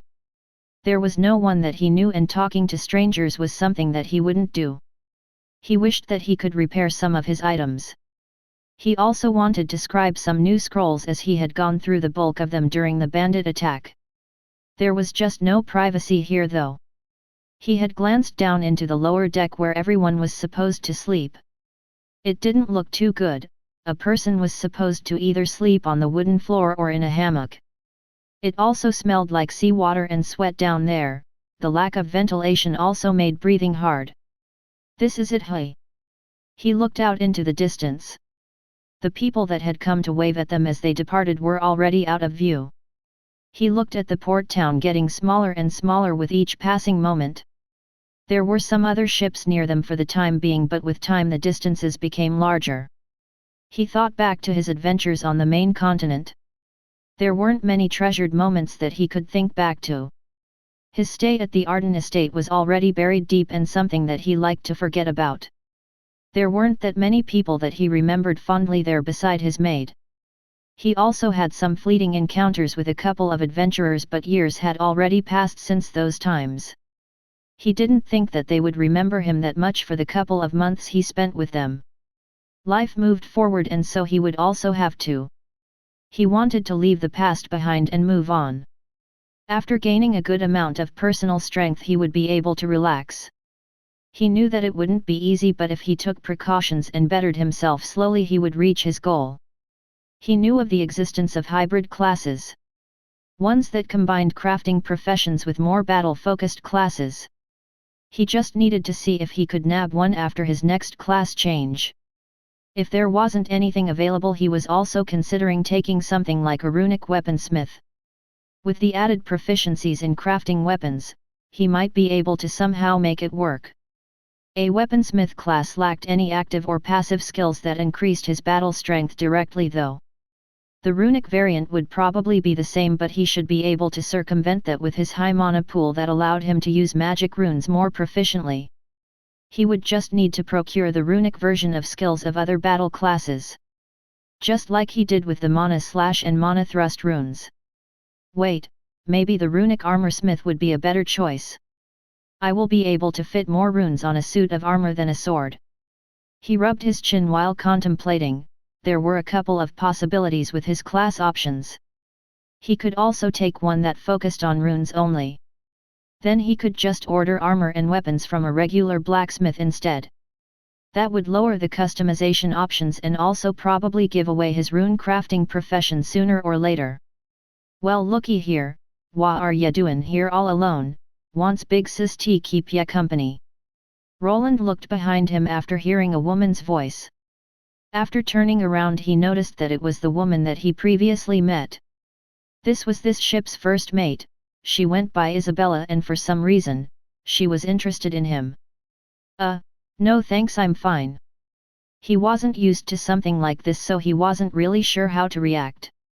The woman gave him a somewhat seductive look. To Roland, it felt as if she was some kind of predator looking at a juicy piece of meat. Roland might have looked young to her, but he was mentally older than the woman that looked to be in her late 20s. It was true that with a high enough vitality stat her real age might have been higher. He realized what she was after, but he didn't feel comfortable with going through with something like that. This was a ship filled with people and he barely knew this woman. Maybe letting off some steam after the bandit attack would feel enjoyable, but he just wasn't the type to jump into any stranger's bed. Don't be like that, sugar, 'tis goin' to be a long trip and thar ain't much to do around here. Use relax and ave some rum. The lady came prepared. She had a big bottle of rum in one hand and was actually already drinking. The moment she came closer the stretch of alcohol washed over Roland and made him cringe. No, it's fine, I really don't need a drink. He just shook his head while moving to the side. Isabella was just about to lean on him but instead tumbled forward and had to grasp herself on the ship railing. Look lads, Isabella got dumped again. They were all on a boat, so this exchange was noticed by the sailors. They started pointing fingers at their first mate and laughing out loud. She be losin' her touch, must be gettin' old. Roland started to move away while noticing a large vein appearing on Isabella's forehead. She even pulled out her saber from the side and started pointing it at her crew member. Ya wants me to cut o' your peg leg, Emmett. She pointed the sharp tool at the sailor's nether region and he instantly backed away. This didn't stop the other men from laughing as they chuckled away whilst their first mate cursed at them. The whole scene only stopped after the captain came. After some shouting, everyone was back working and he was now free to think in peace. The day flew by and it was night. This he spent in the company of some hairy men on a hammock right above them. The smell was quite something, but thanks to his sleeping resistance he would be fine with only a couple of hours of it. It looked like the trip would be uneventful and that he would arrive at his new home soon. But on the second day, the sailor that was atop of the mainmast started shouting. Roland looked out into the distance but couldn't see anything. The person above had a specialized seafaring scout-like class and he could tell that something was approaching. A monster off the starboard bow, incomin' fast. Starboard bow, that should be front right, 1 or 2 o'clock. Roland was curious about what was coming so he tried looking. It was the middle of the next day but the sea was dark and murky. He couldn't see anything. He could try to activate his detection device but with its limited range, he decided otherwise. For now, he decided to move back and let the specialized crew do their thing while he examined it from a distance. Back in his mind, he was quite worried if something brought this ship down here survival would be difficult. He had no underwater breathing spells on him and they had already been sailing for more than 1 day. Returning back without a boat would probably be impossible and not like this world had something like a coast guard to rescue people from shipwrecks. He could see the ship turning from its original course. It looked like they were running away but that wasn't it. Some of the sailors rushed below deck to man the cannons while others occupied the ones on the main deck. He could see what was the point of the maneuver as the ship just faced the approaching enemy with its side to get a better shot on it. Wait for it. Isabella was at the forefront of it. She was grasping one of the ropes attached to the sail while leaning out from the ship. After a moment even he could see some kind of dark shadow coming for them. He was surprised that the lookout was able to spot something like this in the distance. Soon the monster emerged from below. Its color was sea green, a little bit back from its head were 4 long tentacles. 2 sprouting from across each other on the top, and 2 more of the same on the underbelly which couldn't be seen yet. The monster's head was somehow triangular shaped, with a spherical, somewhat beak-like nose. Above the nose were 3 eyes, each one set atop the other and red in color. There were also tendrils and a few shorter tentacles dangling from the bottom of its head. The monster emerged from the deep sea and gave out a large roar. It had quite a large mouth with long sharp sword-like teeth. Its size was roughly half of this ship. It was possible that if it took a bite of it they would go under. Even a full slam from this giant thing could cause irreparable damage to this vessel. The creature's body shape was similar to a shark's but it was a bit more elongated and had all of those tentacles. At first, Roland thought that they were up against the fabled kraken but instead, this was some kind of freaky-looking fish. Fire! The moment the monster roared Isabella swung her saber down. This prompted the sailors to discharge the cannons they were manning. He could see them making a nice arc towards the beast, some of them hit the mark while others missed by a wide margin. Aiming the cannons was quite difficult while steering a ship like this. Roland expected the creature to put up a better fight but it couldn't even get in range of the ship. The cannons made quick work of it and soon enough the monster was floating belly up while its blood tainted the water. The sailors cheered out loud while the people on the ship clapped. It looked like there would not be any shipwrecking happening anytime soon. Helmsman, take us out. Oh here, activate wind magic if ya have it. Roland was a bit surprised at the crew's next action. He was expecting them to actually go up to the monster's crops and fish out its mana stone. A creature this big would probably have a huge one. Instead, they released all the sails and even activated some wind runes to get out of there as quickly as it was possible. He got the answer to why after a few moments. The creature's motionless body got attacked from the side by a massive set of chompers. Another sea monster decided to make a meal out of this fresh body. It was smaller than this one but it wasn't alone as many other sea creatures started fighting over the food. The sailors knew this and quickly escaped as the creature's blood would attract other predators to the scene quite fast. After the whole thing was over, Roland moved over to one of these cannons. He activated his debugging skill while examining it. He could see that it was clearly a runic weapon. From the runic structure he could tell that it was composed of common runes. It looked like it was similar to some of the detonation runes he worked on before. The magic item probably simulated gunpowder to propel the metallic cannonballs outside. He could also see that there were mana stones involved in this construction. Probably thanks to that even these sailors with low mana could fire these off. He didn't think there was a problem with him sketching a diagram of this cannon.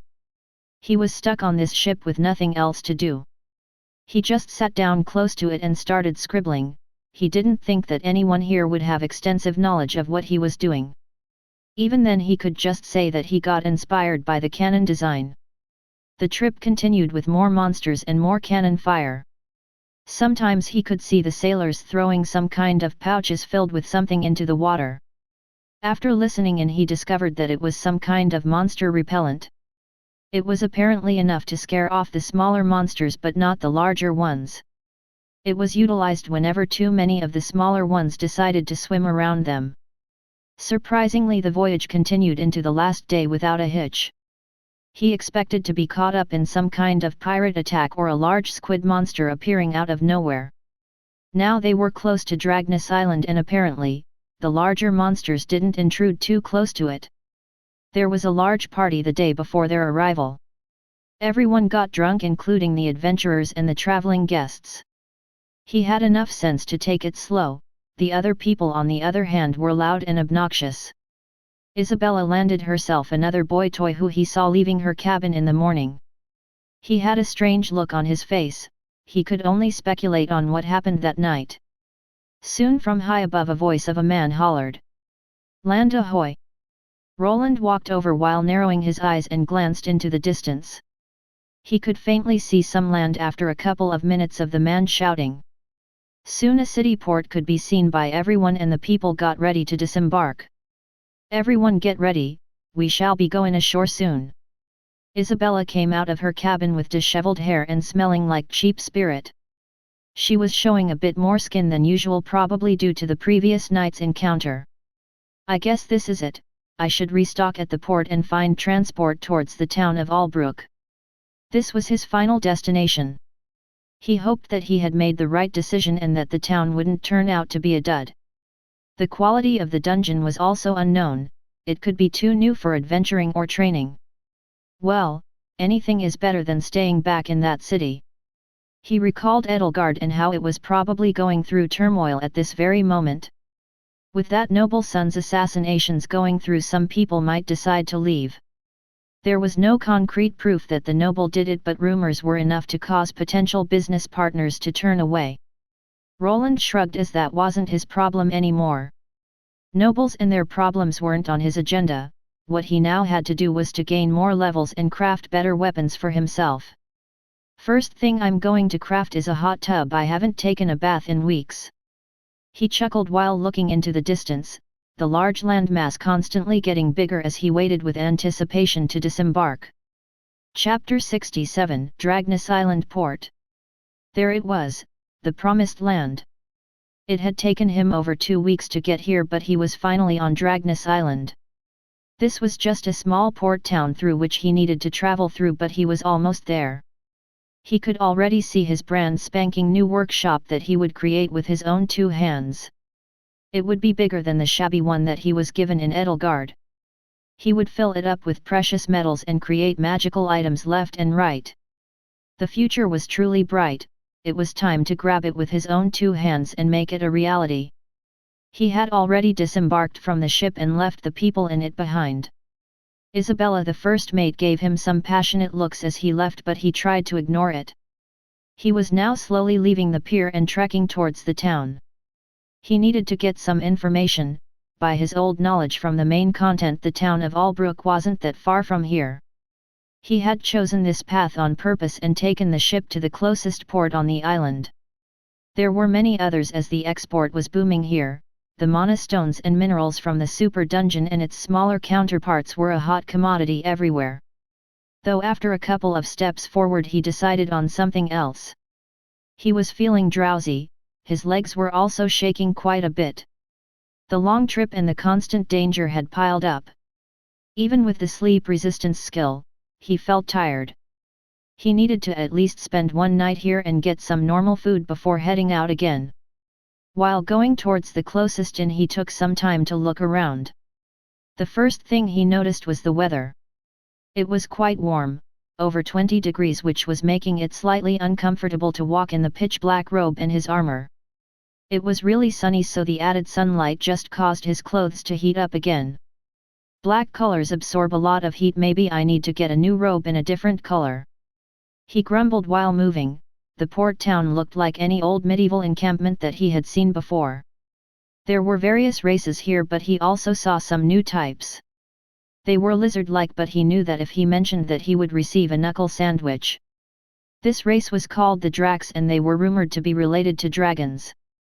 One of the other nicknames that this race had was Dragonkin. Some people confused them with lizard men that were just monsters that lacked intelligence and were much bigger. Dracs were slightly taller than humans and didn't lack eloquence. There were quite a few races living in this world. The kingdom he was living in allowed them to mingle with one another, but humans were still on top. They didn't treat the other races as anything more than commoners. At most, they would be allowed to be knights for powerful lords. Their title wouldn't be hereditary, as they would only be allowed to be a knight after proving their worth in combat. Even with this blatant racism involved, some of them took the nobles up on the offer. The money they were offering was good and the job was stable. It was far less volatile to be a knight of a noble than to hunt for monsters in a dungeon. With it came the downsides of not having any freedom and having to answer to the noble's biddings. Roland moved on while trying not to stare. He was mostly used to this fantasy-like world, but sometimes new things popped up that were a head-turner. After some time he finally found himself an inn to stay in. He decided to give himself a treat by going to one of the more expensive ones. This brought better food and sleeping conditions. Soon he was taking a bath in a small secluded room. His feet were poking out of the iron tub he was in. He looked over his body that was still growing. He had also gotten used to it after all this time had passed. Everyone from the Arden estate is tall. He thought back to his 3 brothers, each one of them was above average in height when it came to their age bracket.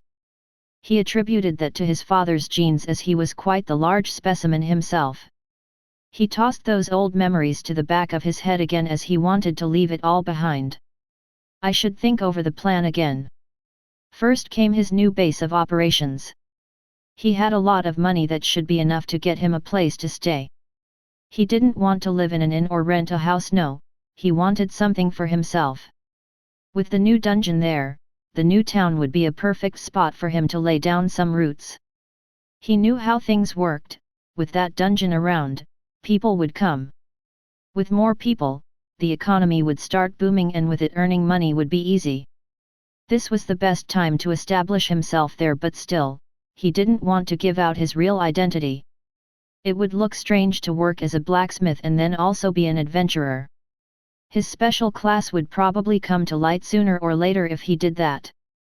He also had a plan for this. I guess I should get used to wearing one of these. He was looking at a metal helmet. He had gotten this one from the bandits. It wasn't anything special, but it would do the trick. It was a simple knight helmet. It had small slits for eyes and ones for ventilation. The shape was a flat-topped cylinder of steel that completely covered the head, but it didn't offer much protection for the neck. I can polish it a bit and put some enchantments on it to boost my stats. He looked over it from top to bottom. There was some room for mana stones on the inside. He could place them directly above his head so that the stones don't get knocked down from the runic structure. Roland also was contemplating on attaching some on the outside. He knew that there were things like alchemic glue that was also good at letting mana through.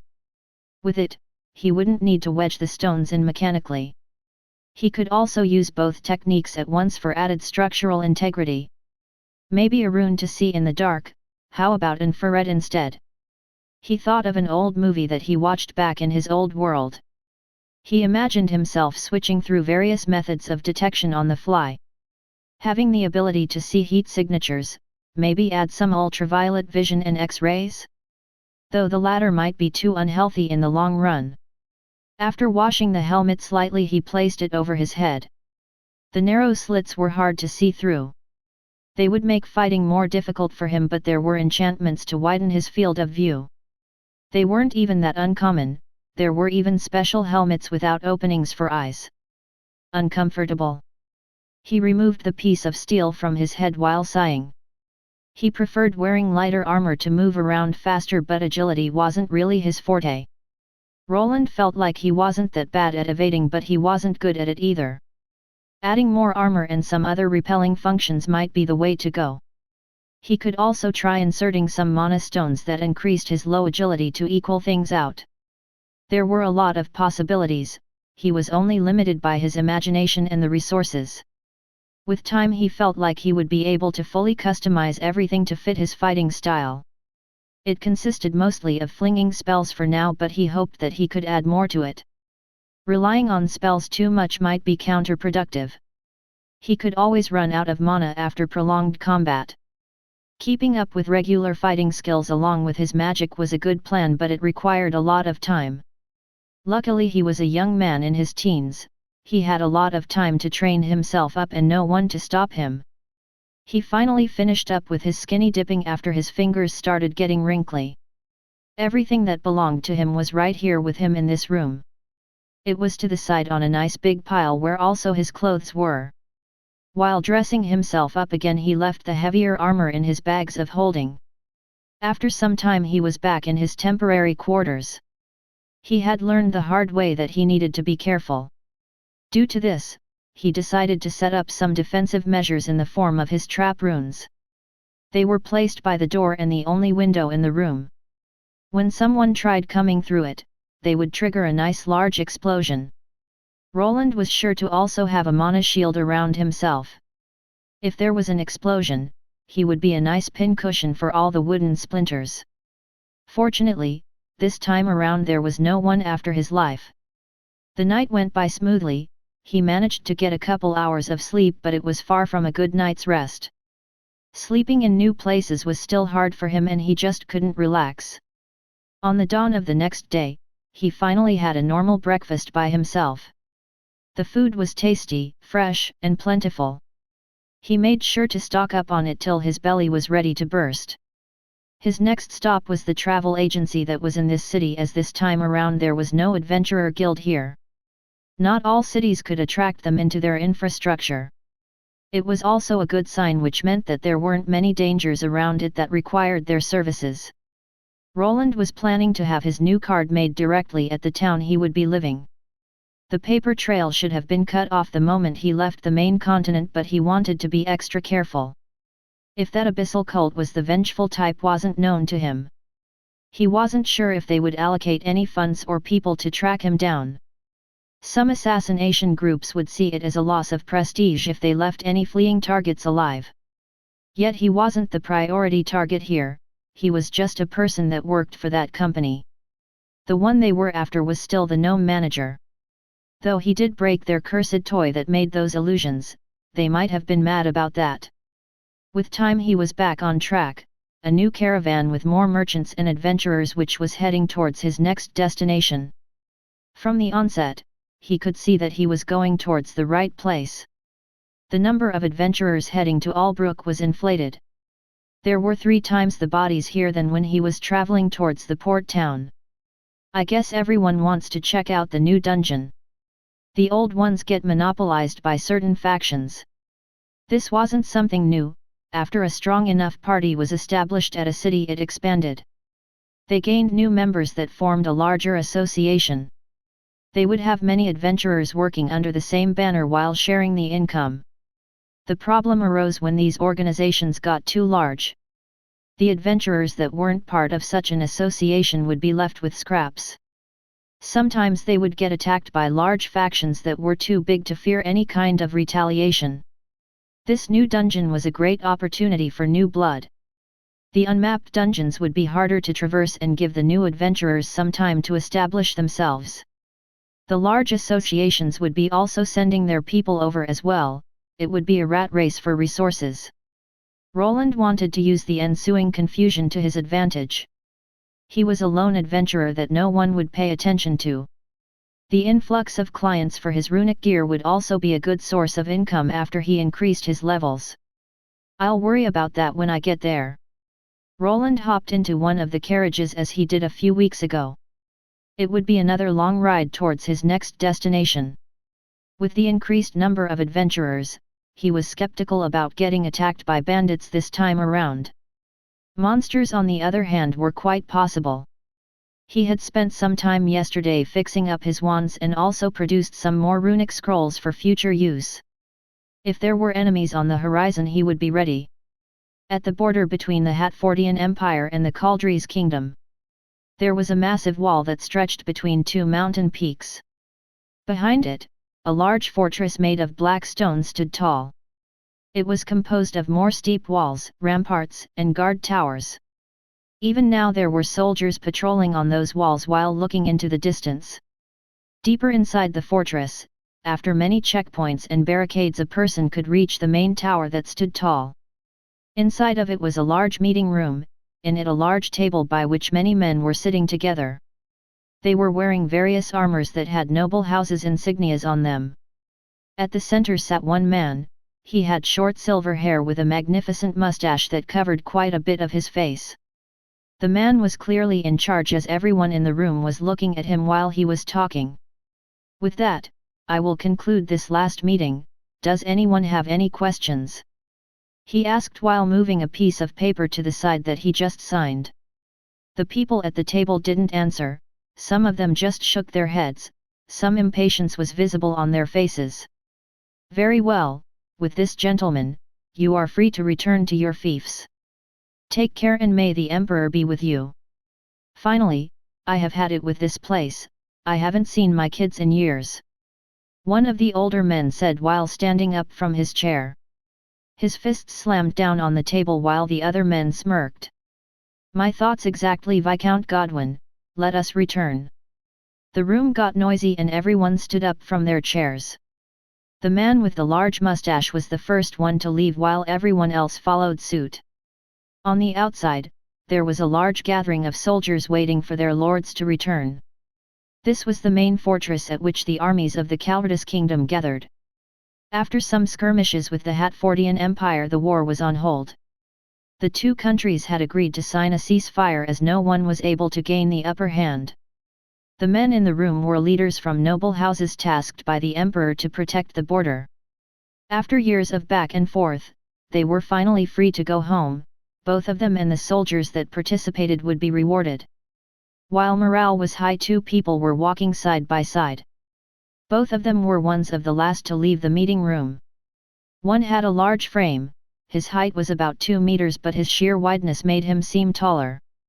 He also had a characteristic scar running down from his left eyebrow all the way to his lower lip. The man looked old yet full of life and was wearing a shiny silver armor. Next to him was a young man, not quite as tall but not that much shorter either. He also filled out a larger frame but was dwarfed by the older gentleman. It's an honor to have the esteemed Silver Wolf visit my land. I'll be sure to accommodate you and your soldiers. The younger man said while the two walked side by side.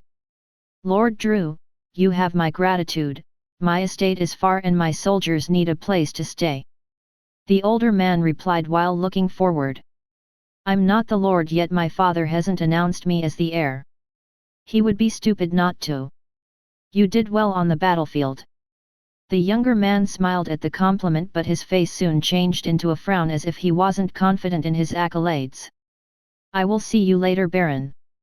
The two said their farewells as both needed to go see their men. The preparations should have been done for departing, but things needed checking up. The two men parted ways while agreeing to meet up in a few hours. The man in the silver armor continued out of the main tower. One of his subordinates approached him as he noticed him coming out. Get the men ready, we will be leaving in 2 hours. Yes, my lord. The man saluted while replying. What about that? The underling thought for a moment before replying, as he wasn't sure what his lord was asking about at first. If the lord is referring to his whereabouts, our information points us towards Edelgard. This is the city that belongs to the House of Drew. The Baron nodded at the information. Soon he made a hand motion that indicated that his subordinate could leave. The man gave out another salute before walking away to take care of the order. His superior on the other hand waited a moment before pulling out some kind of locket. It was white silver, the same color as the armor he was wearing. He opened it up. Inside there was a miniaturized painting. It depicted a dark-haired woman holding a baby in her hands. The child's face was slightly scratched out and was hard to make out. The man stared at the two people depicted in this picture for a moment, his brows slightly furrowing at the sight. He placed this locket back under his armor soon enough and continued forward. His face moving back to looking cold and devoid of emotion as it always was. Chapter 68 Albrook. The sound of hooves clopping on the hard ground filled the area. It was followed by the sound of wooden wheels spinning on multiple carriages. There were many people talking while trotting forward along with the horses. Their destination was the town of Albrook, which was just around the corner. Roland was just one of the many people with big dreams that had come here. Adventurers, merchants, and even entertainers, all of them were trying to hit it off big here. Everyone knew that with the opening of a new unexplored dungeon, fame, glory, and riches were awaiting everyone. The main earners would be the people going into that dungeon, but they would also be the biggest spenders. With the influx of mana stones, precious metals, and other magical resources, it was certain for this developing city to evolve. Who would be left on top and who would falter in the end was up to the future. Here I am. He hopped out of the carriage that was still outside the city to get a closer look at it from the outside. His feet landed on the dirt road that wasn't very fit for these carts to go through. His posterior had taken some damage from the constant traveling. Roland hoped that he wouldn't need to do something like this for a very long time.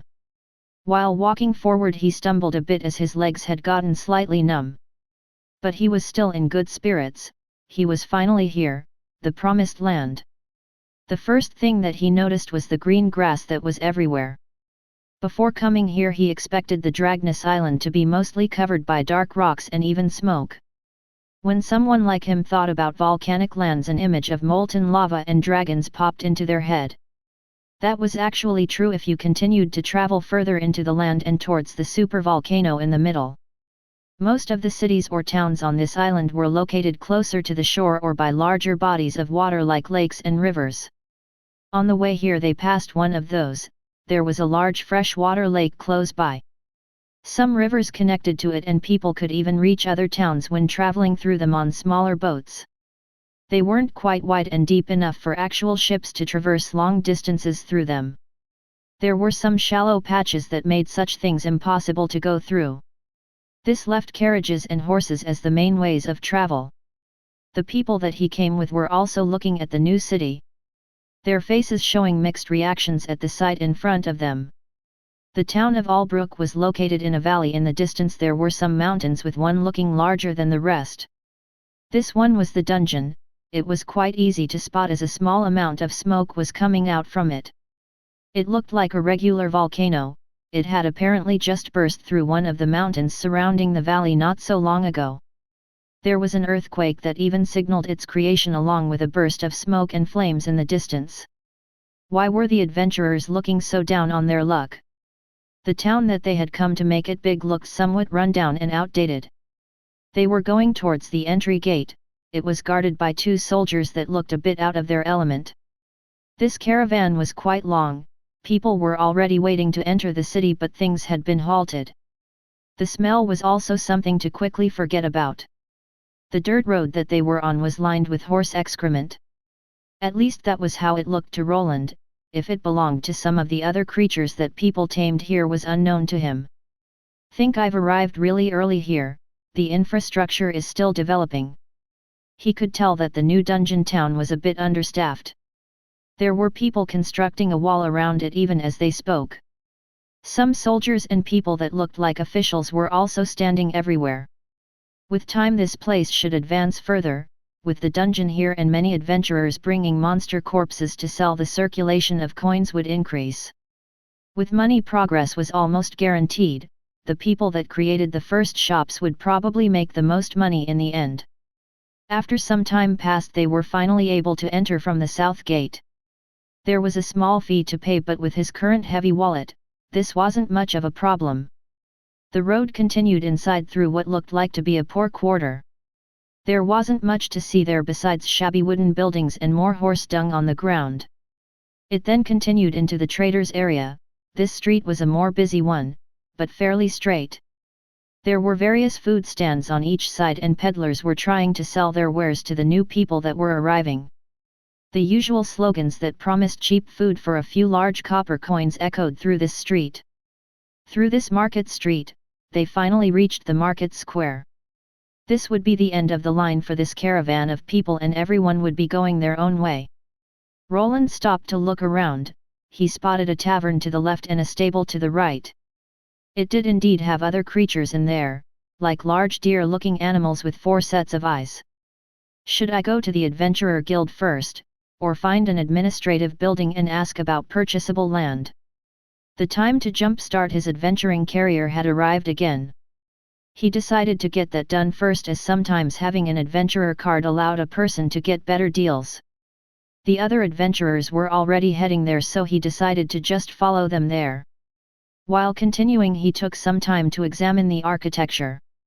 Most of the buildings were made from red brick. The windows that actually had glass in them were far and in between. If he ventured further into the city closer to the mayor's house, he would notice more of them appearing. The disparity in wealth and classes existed here as well. The person governing this developing town wasn't a noble. From what Roland knew, the noble that this land belonged to lived in a larger city and rarely visited it. It was governed by one of his subordinates that wasn't even part of the noble caste. This was also one of the reasons that he chose this place as his next base of operations. He was tired of having to work things out with nobles. A commoner as the main manager would probably see the bigger picture and not get things like noble pride involved. They could also turn out to be a greedy ones though, so he couldn't let his guard down. Like he expected, the Adventurers Guild was still in the process of getting renovated. It looked like they had taken over one of the larger houses and were improving it. There were many workers shuffling around on scaffolds. They were actually putting up the guild sign at this very moment. Roland looked at this for a moment before walking into the new Adventurers Guild. On the inside, the layout was different from what he was used to. It was an indication of the hasty construction of this building. Normally the guilds were kept uniform in their design to not confuse new and old adventurers. There were a lot of people on the inside, but the building was large. There was enough space for them all, but there weren't enough tables and chairs to fit them all. The bar in the back was getting built at this moment. Normally there would be large drunk men having fun back there. At least the notice board is there. The reception area was filled up and there was already a long line. There were only 2 ladies working there. They both looked swamped with work. Roland was surprised that these girls looked similar to all the other receptionist ladies that he had seen in the other cities. One was a woman with pure black hair and an updo hairstyle. She was wearing the usual square-framed glasses. She looked like your no-nonsense secretary that took her job very seriously. This he could see in the way she was handling her workload. Her line was moving quite fast. The other lady was a sun elf. She had a cheerful appearance, long blonde hair, and a smile that would make your day go by faster. Her line was moving slower, but that was probably due to the male adventurers taking their time in flirting with this beauty. Seeing this, Roland did the only right choice and placed himself in the elven girl's line. Not because he wanted to flirt with her, but because she looked like the type that would bend the rules a bit if asked nicely. If that was the truth, he would soon find out, well after waiting in line for close to an hour before it was his turn. Good afternoon, we welcome you at our Albrook Adventurers Guild. How can I help you? Roland was a bit tired of waiting in line. He was also wearing his armor along with the helmet to hide his face. This wasn't anything out of the ordinary, as some warriors tended to keep them on. There were even others who just came wearing all sorts of strange masks or exotic items. I'd like to have an adventurer's card made. My old one got lost along the way. It was time for him to go through with his plan of getting his new card.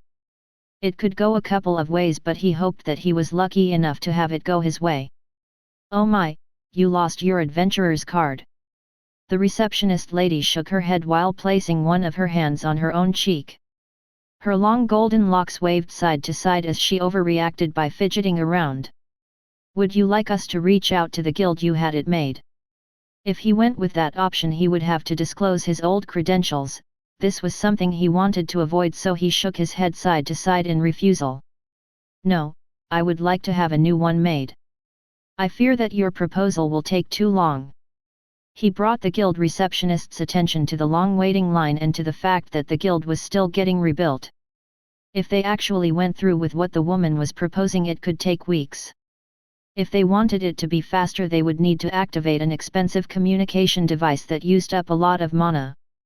Roland knew this and knew that they would probably want to avoid that. Is that so? Good choice, sir. Fill out these papers then please, and I will bring over the measuring device. What rank were you before losing your card? Roland could hear people grunting behind him as they knew that making a new card could take long. Most of them were here to complete a mission or sell some items, which wouldn't take that long. It was his turn though, they would need to wait. Steel rank. Depending on the rank, other types of identification devices could be used. He would also need to pay more money to make a steel rank card from the get-go. I hope this thing works. He was wearing a magical pendant that he received from his previous boss, the gnome manager. It had a couple of functions in hiding a person's status. In theory, it should be enough to affect this identification device that the adventurers were using. The woman returned with some papers that he started to fill out. He had to sign some agreements with the guild like before. They wanted to make sure that everyone signed a contract to make it clear that they weren't responsible for anything if an adventurer died in the dungeon. It was also an agreement on the fees that are deducted from the jobs an adventurer takes. Some people might think that the taxation of these increased with the difficulty. It was the other way around. The weaker adventurers needed to give more of their hard-earned cash. The higher rank you were, the more prestige you got. Such workers were cherished and the guild started to invest in them. The easiest way of doing that was dropping some of those guild fees. This made very much sense to Roland. Why would the guild invest their time into people that were untested? There were already far too many adventurers out there at lower ranks.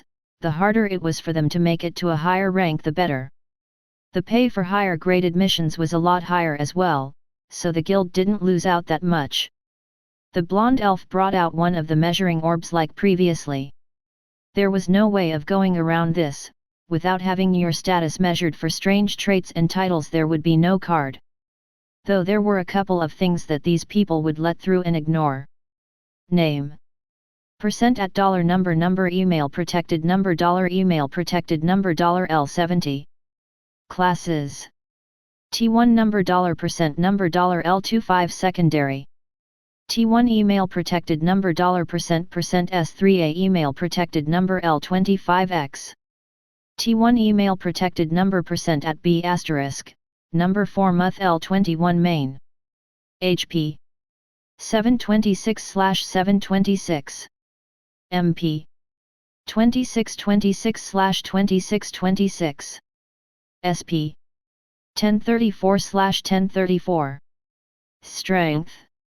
55. Agility. 38. Dexterity. 82. Vitality. 54.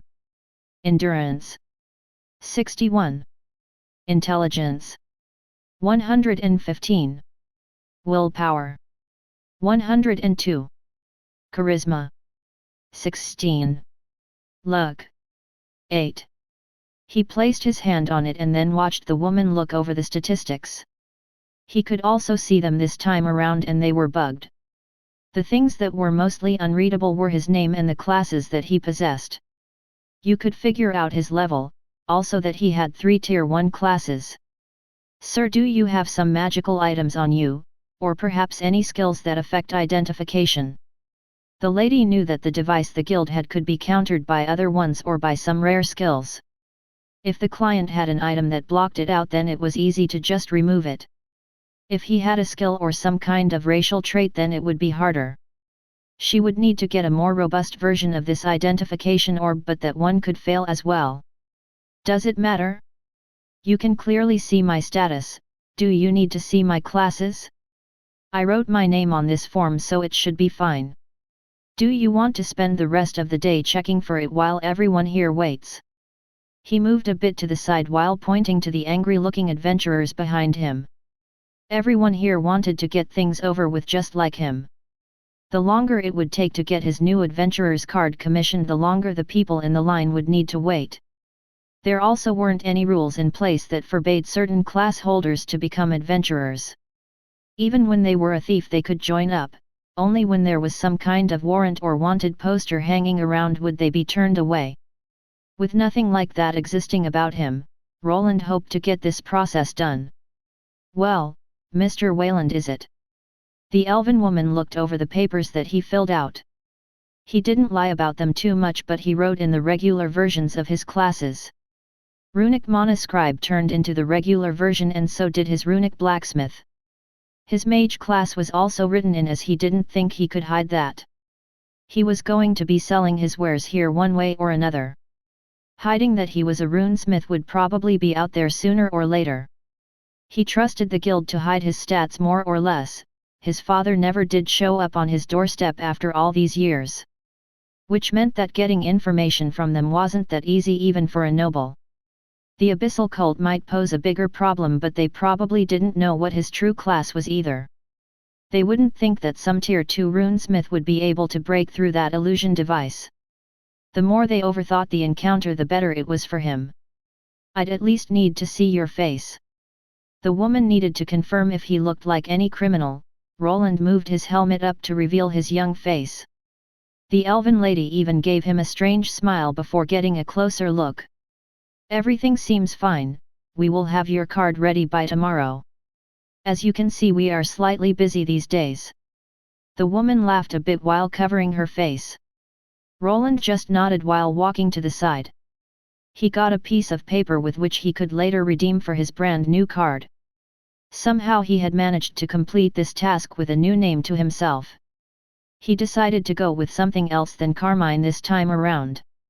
The name came to him after remembering an old myth from his old world. It fit quite nicely with his persona, and the name wasn't uncommon. "Okay, while they are making my card, I should see if I can buy a house." The next and most difficult task still was before him.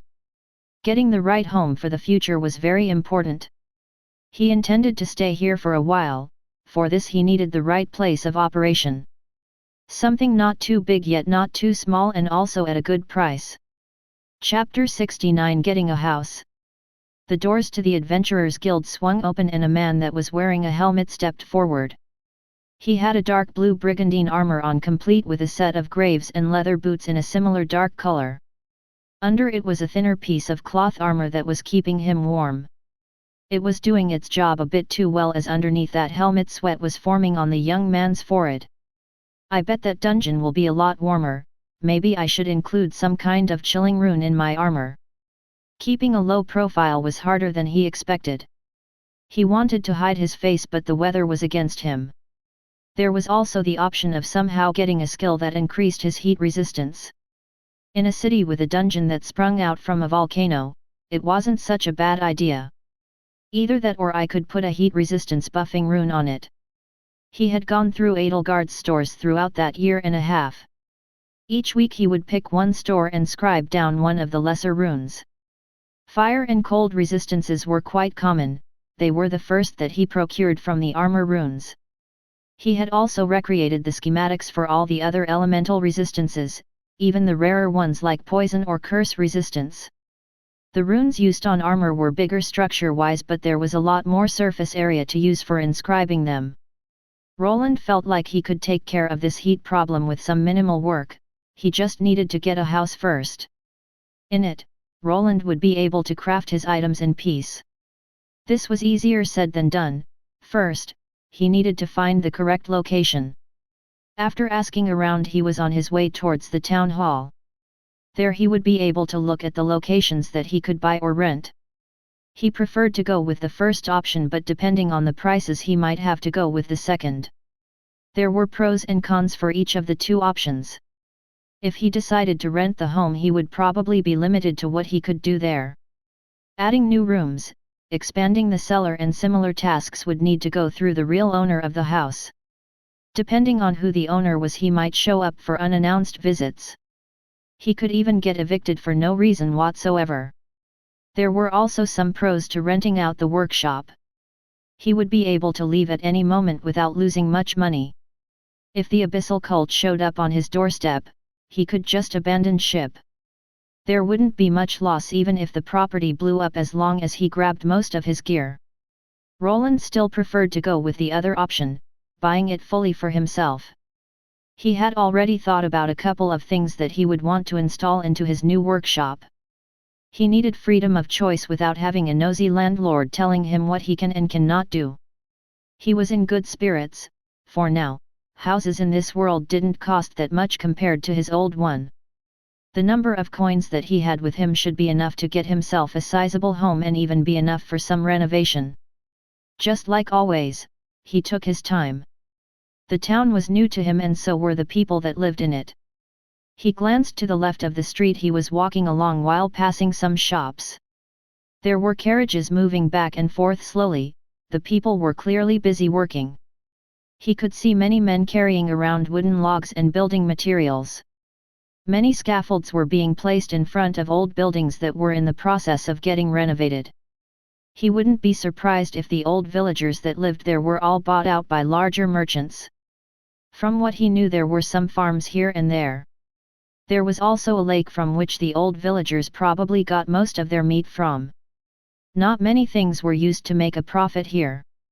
The farmers would probably be able to sell their lands for a lot of coins while moving someplace else more quiet. The new city would take some time to be expanded and it would start from the middle. Anything close to it that was free to build on could be used for houses for the merchants and adventurers. The city needed specialized monster deconstruction buildings and personnel as well. While glancing around, he finally reached the town hall building. It was right in the middle of this growing city. The building was made from red bricks that weren't painted over. The building was quite large and it had a cross-gabled roof. In the middle of it was a small bell tower that was rung a couple of times a day. Some people were already going in and out of it. Roland didn't have that much experience with state officials. He mostly rented rooms out in inns. Back in Edelgard he also was living through the company that paid all the taxes and took some of that away from his pay. Can't be that hard, probably will have to sign a contract after seeing the houses. That is if any proper ones are still left behind. There were already a lot of people gathered in this city. He didn't have to worry about the adventurers buying of land as they didn't operate that way. On the other hand, the merchants and business owners would quickly overpay to get their hands on the best places. He wasn't looking for anything fancy, but he needed it to be big enough for him to construct items. Here goes nothing. He gave out a sigh while walking into the building. On the inside, he could see some people standing around with some papers in their hands. There were wooden benches to sit on and even a small window that looked like the spot where a receptionist should be. Roland walked over to that window and waited for the person in front of him to walk away first. He was greeted by a human woman that was sitting in there. "How may I help you?" The woman's voice was slightly monotone. She sounded a bit tired, which was understandable. This was the place where everyone that wanted to get their hands on new real estate had to go through. He wouldn't be surprised if the people from Albrook weren't understaffed. "Ah yes, I would like to purchase some land with a house, best if it's..." Roland started talking. He gave the woman the dimensions of what his new workshop building should have and also the price range he was interested in. The receptionist lady just nodded and handed him a piece of paper with some places to fill out. "Please fill out this form and then move to room 3B. He looked at the piece of paper while being urged by the receptionist to not block the way. After nodding, he moved to the side. There were some tables where other people were filling out similar papers. He waited for a spot to get free before sitting down and taking a quill into his hand. His class was scribe, so filling out something like this would be quite fast. His writing was also nice. On the piece of paper, he needed to fill out what he wanted while also listing down his identity. He went with his new adventurer name. He also wrote down the dimensions of his new house. He would probably need to get his adventurer card first before finalizing everything, but for now, he could at least look at the available buildings. The wait continued even after he was done with the paperwork. He needed to wait in front of the room for an hour while glancing around. He really started missing things like smartphones or even a radio. Only silence and the footsteps of people were heard here, with nothing of the sort being available in this world. Welcome to the city of Albrook. He was now finally on the inside. The room with the number 3B was quite small and the person that was inside fit it. The woman that he was looking at had a similar vibe to the receptionist lady from the Adventurers Guild that he avoided. She was wearing glasses and a tight business-like attire that fit a corporate setting more than this one. There was one big difference between this woman and the one back at the guild. This one was a lot shorter, she reached up to his belly button at most even when wearing those high heels. She was of the halfling race and was more or less a miniaturized human. This race had human-like proportions, they were just half the size of regular humans. Here, I'd like to purchase some land. I'd like to see what you have available. He sat down opposite the small woman that took the form that he filled out. She fixed her glasses a bit before going over it, her eyes squinting here and there as she looked over it. Mr. Wayland, is it? I'll have to go through our book, please wait a moment. The small lady moved down from her chair. Roland tried not to stare too much, but it was a bit silly looking as the chair looked like one made for kids. It was one of those high ones that some people gave their kids at the dining table. The halfling business lady hopped down and she moved to the side. She went over to a different room and after half a minute came back with a large book. She was holding it with both hands and it looked like she had trouble carrying it around. She hefted it up and onto the table while grunting slightly before climbing back onto her chair. The large book looked gigantic compared to the small lady. It looked like a grimoire that some kind of necromancer would have in his lair. After opening though there were some sketches of maps and buildings. The ones that Mr. Wayland is looking for are. The woman looked at his form that he filled out while going through the pages of the book. When she saw a fitting piece of real estate she noted down some numbers on another piece of paper. Roland could see how getting things like this done in his old world was much faster. There they could place the numbers in a search engine and just have everything done in a second. Here the worker needed to go page by page and find the houses themselves. Ah, this one has already been bought, this one as well. This was what he was afraid of, there weren't that many houses that were left over. The large merchant companies were probably already here and bought out the best spots. He wasn't looking for a good spot for a shop, in particular. He would be making quite a bit of money from going to the dungeon. Then he could also sell weapons and armor that he created in the auction house. Here you go, this should be all the ones. The small woman handed him a piece of paper with some numbers. There were exactly 5 of them. He wasn't sure what this was supposed to be, but she quickly explained it to him. Please give that to the receptionist, a worker will be dispatched to show you the property. You will probably be able to have this done today. After you decide on a plot of land, please come back with your identification to sign a contract of ownership. She explained to him how everything would work. It was quite easy. First someone would show him the houses which he then could decide on. Then with the help of his adventurer card with which he could prove his identity he would be able to purchase it. The contract would be signed on 2 identical papers, one for him and the other one would remain at the town hall building as proof. I urge you to make a quick decision, as you might have noticed there isn't much land left over for purchase. Roland walked out of the room while the small woman left him with some words of advice. These he knew that he shouldn't ignore, making a quick decision was paramount. It was first come first served here, probably the most lucrative spots were already gone and he would be left with the scraps now. He walked over to the receptionist and handed her the piece of paper with the numbers on it. Here you go, I'm supposed to get someone to show me the houses. The person at the reception area took the piece of paper and looked over it for a moment. Please wait a moment, someone will be with you shortly.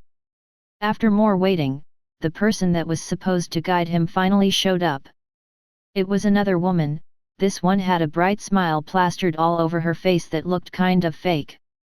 Mr. Wayland, a pleasure to meet you. I would like to thank you on behalf of Albrook for choosing us. She talked fast and was quite chipper, she looked like your real estate agent that was there to sell you something. This was not something that Roland expected to find in this world, but as long as he got his new house it didn't matter. Ah yes, a pleasure to make your acquaintance. He nodded at the lady that guided him outside. It was the middle of the day, the city wasn't that big, so maybe they would be able to visit all of those places that were up for sale. What followed was a lot of walking before they reached their destination. How about this fine house, Mr. Wayland? It's near the town square. Fine house? This. Roland was looking at something that looked more like a storage shack. There was one crooked door and no windows. The building looked worse than the first storehouse he was offered by his old company. I was looking for something different. Okay, how about this one? He was guided from one building to another one, each one shabbier than the other. It was clear that the only thing remaining were old shacks and tool sheds that were placed on larger plots of land.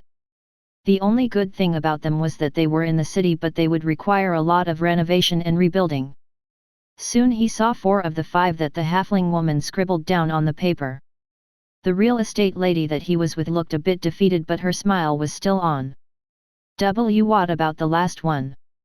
The woman looked at the piece of paper and Roland could see her facial expression crumbling a bit. The last one is a bit far away. It doesn't matter where it's located as long as it's close to the city. I'll pay for the carriage. Roland didn't care. If he needed to spend an hour on foot to get to Albrook from his new house, it would be fine. After he agreed to cover the travel fee, the woman was back to smiling again. Within about 40 minutes they were at the last spot. What he saw was an old farmhouse with a shack to the side. It was a house made from red bricks as all the other ones, while the shack was composed of thick logs. This was clearly an unused farm. The ground was dry and barren. Probably the old farmer that lived here wasn't able to make a living growing anything and abandoned it. Roland moved inside. The house was nice and spacious. The wooden floor creaked with each step that he took, but that was fine. It also had a large cellar built in below. It was a lot bigger than he expected. The price reflected that it was well over 100 small gold coins. This building was located far away from the city, which was probably why it hasn't been bought out yet.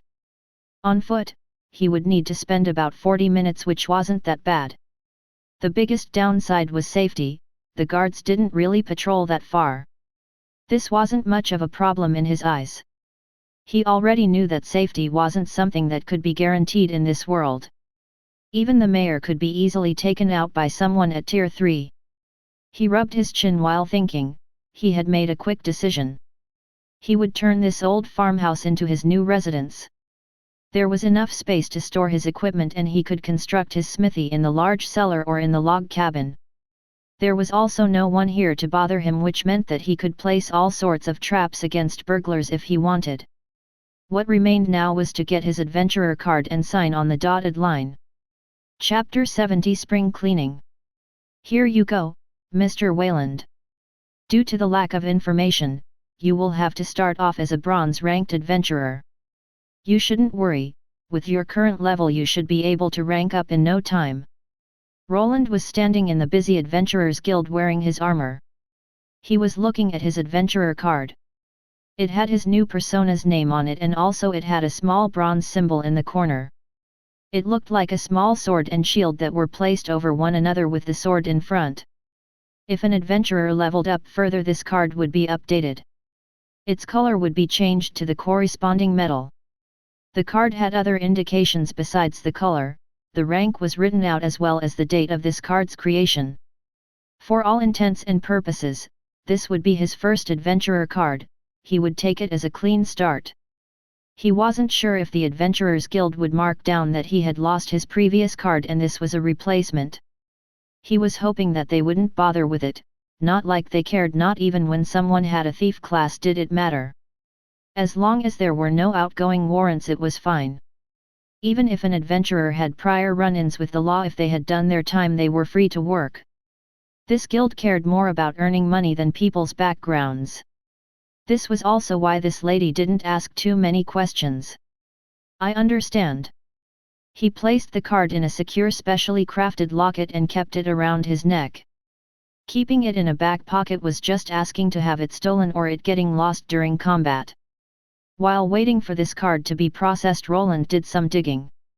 He asked around the Adventurer Guild for information about the dungeon. He could see the volcano that was gently giving out a smoke trail. This would be his destination and place of work for the coming future. The dungeon wasn't mapped out fully yet, and entering it was all on the adventurers. The guild would not pay for any injuries or deaths, nor would they stop people from going in. It was a free-for-all down there, and something Roland expected. Even with the bronze grade adventurer card, he was free to roam the dungeon. Probably after a few months, maybe a year, the dungeon would start to get managed by this guild more throughout. They might put restrictions on the adventurers at that time. Next stop, the town hall. He opened up the swinging doors that looked like they would fit a Western-type saloon. It was time to sign the deed to his new home. He wouldn't be getting anything special, but it was better than staying at an inn. The people that were running those were already having problems with accommodating people. Some of the adventurers that didn't have much money on them even had to spend the nights at the stables. He himself had to overpay to get a tiny room for the night. Some of them were even forced to camp outside the city in tents while waiting for the new hotels and taverns to be established. There were many of them being constructed even now. While passing through the main street, he could see the busy workers running back and forth. He would also need their help soon. His own home needed some renovation, and he wasn't that good with carpentry. He could probably replace some hinges here and there, but nothing too drastic. Soon he visited the small town hall lady that helped him with his home search.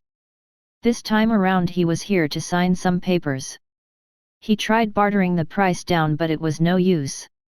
The town was booming, and they would probably find someone for that plot of land sooner or later. There was a possibility of the town expanding even over to his new home. If that happened, this piece of land could go up in worth. He could also leave if it got too bothersome there. Selling runic equipment at an auction house would probably earn him enough money to do that. Please sign here and here, the card number goes here. The adventurer card was one of the rare items with which you could use as identification. Without it, he would need to prove his origin, or apply for citizenship, which could take months or years to resolve. Thanks to this small piece of paper and over 100 small gold coins, he was now the proud owner of a rundown farm. Roland paid slightly less for it, as he didn't really want the extensive farmlands that came with it. They were just unfertile fields that he couldn't use. There was more than enough space to place a big workshop where the farm building and the shack were located. He could also dig into the ground or go vertically if he needed. This still left him with slightly below half an acre of land to fence up. The biggest reason for not getting it was that the price was tripled if he wanted to get all of the land around it. The people from Albrook probably were thinking with the future in mind. This land's worth could increase with time, so they didn't want to give it away for free. There was nothing there for now, but the sheer size was immense. The whole transaction went quite fast. Roland had an idea why. With so many new people buying and selling land, there wasn't that much time to go through lengthy procedures. One quick contract was enough. Doing a background check would just take too long. He walked out with the contract that was now in a spatial pouch. It was time to go to his new house. He was given a key and was sent on his way. After walking all the way there again, he could see his new possession. The house wasn't that large. The roof was a hip roof and the building had a small attic. He walked inside. The doors almost fell out of their hinges, which caused his face to twitch slightly. He examined everything again. There was a porch on the outside onto which he walked on by ascending wooden steps. The house opened up into a small foyer. If he wanted people to take off their shoes, then this was the right spot. Past it was a large room. There was an old wooden table there along with a couple of chairs. An old fireplace that connected to a chimney was also present. To the side was the kitchen area along with a small pantry. This was all to the west side of the main room, while to the east was a bedroom along with the bathroom. The bathroom had a very rusted tub, which looked more like a container of some sort. There was no running water in this place, but there was a well not far in the back. It was in working order as he had checked it out beforehand. The well wasn't that necessary as he had the knowledge of water creating runes. But if he needed to save up on mana, it would prove useful. It would be a good backup. He was also planning to have a water tower built in. The water from the well could be rerouted into it, in one way or another. With a water tower present, he could get himself some running water. Making a shower and a working toilet wouldn't be far-fetched. He checked out the attic upstairs. He could get to it with a shaky ladder that was badly nailed together. Roland didn't trust the structural integrity of the floorboards on this level, so he only took a peek. He could see a lot of rats running around, the walls were chewed up with holes and the rodent droppings were everywhere. Wish those workers could get here sooner. He had asked around for help, but there just weren't enough craftsmen around the city. Others had been here first, so he would need to wait for the companies to be done with the other houses first. He had already made an appointment with one firm, but he would need to wait at least 3 weeks or more. After moving down from the ladder, he moved downstairs. There was a large cellar that he could go to through a set of narrow stairs. It was quite large and spacious, the ceiling reached to about 3 meters. What did they use this room for? There wasn't much in here. The walls were reinforced with some wooden beams, so it didn't look like this place was dangerous. He could only speculate on what was being kept here. From his point of view, grain and maybe meat could have been stocked here. It was a lot cooler down here due to it being underground. There was a small vent in one spot, but it was a bit stuffy. I'll put my tools in here. He was planning on making this his main workshop. There was enough space for all of his tools and even a forge. With some magical additions, he would be able to craft here in comfort. The increased heat that would be produced by working with smoldering metal could be circumvented with some frost runes here and there. He would be able to install something akin to an air conditioner from his old world. There was also a spot outside where he could place his second workshop. The large log shed was quite spacious and had better ventilation than his underground room. The only problem was that it was easy to spot. If he placed costly runic equipment in it, he would be asking to get robbed. Placing explosion runes all around it could keep some people away, but it would also bring people from the city over for an inspection. Having a minefield around a house would probably be frowned upon. He was planning on setting up a dummy workshop in this log cabin. He would place regular iron and steel tools in here, along with a regular smelter to go with it. Roland was even planning on working there from time to time. Down in the cellar would be where the real magic happened, though. All of his runic creations could be done down there.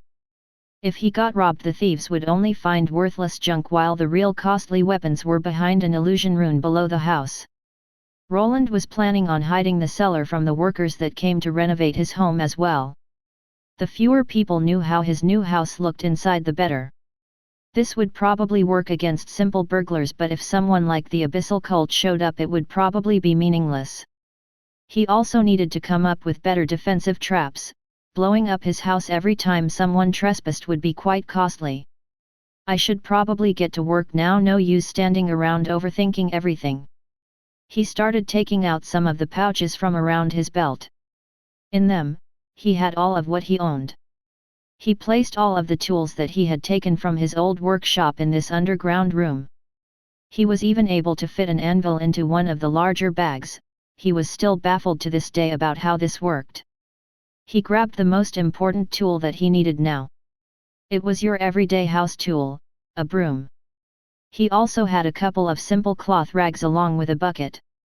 There was some solution that worked similar to a detergent that he had nabbed from Edelgard as well. The thing that he needed to do now was to clean this dirty house.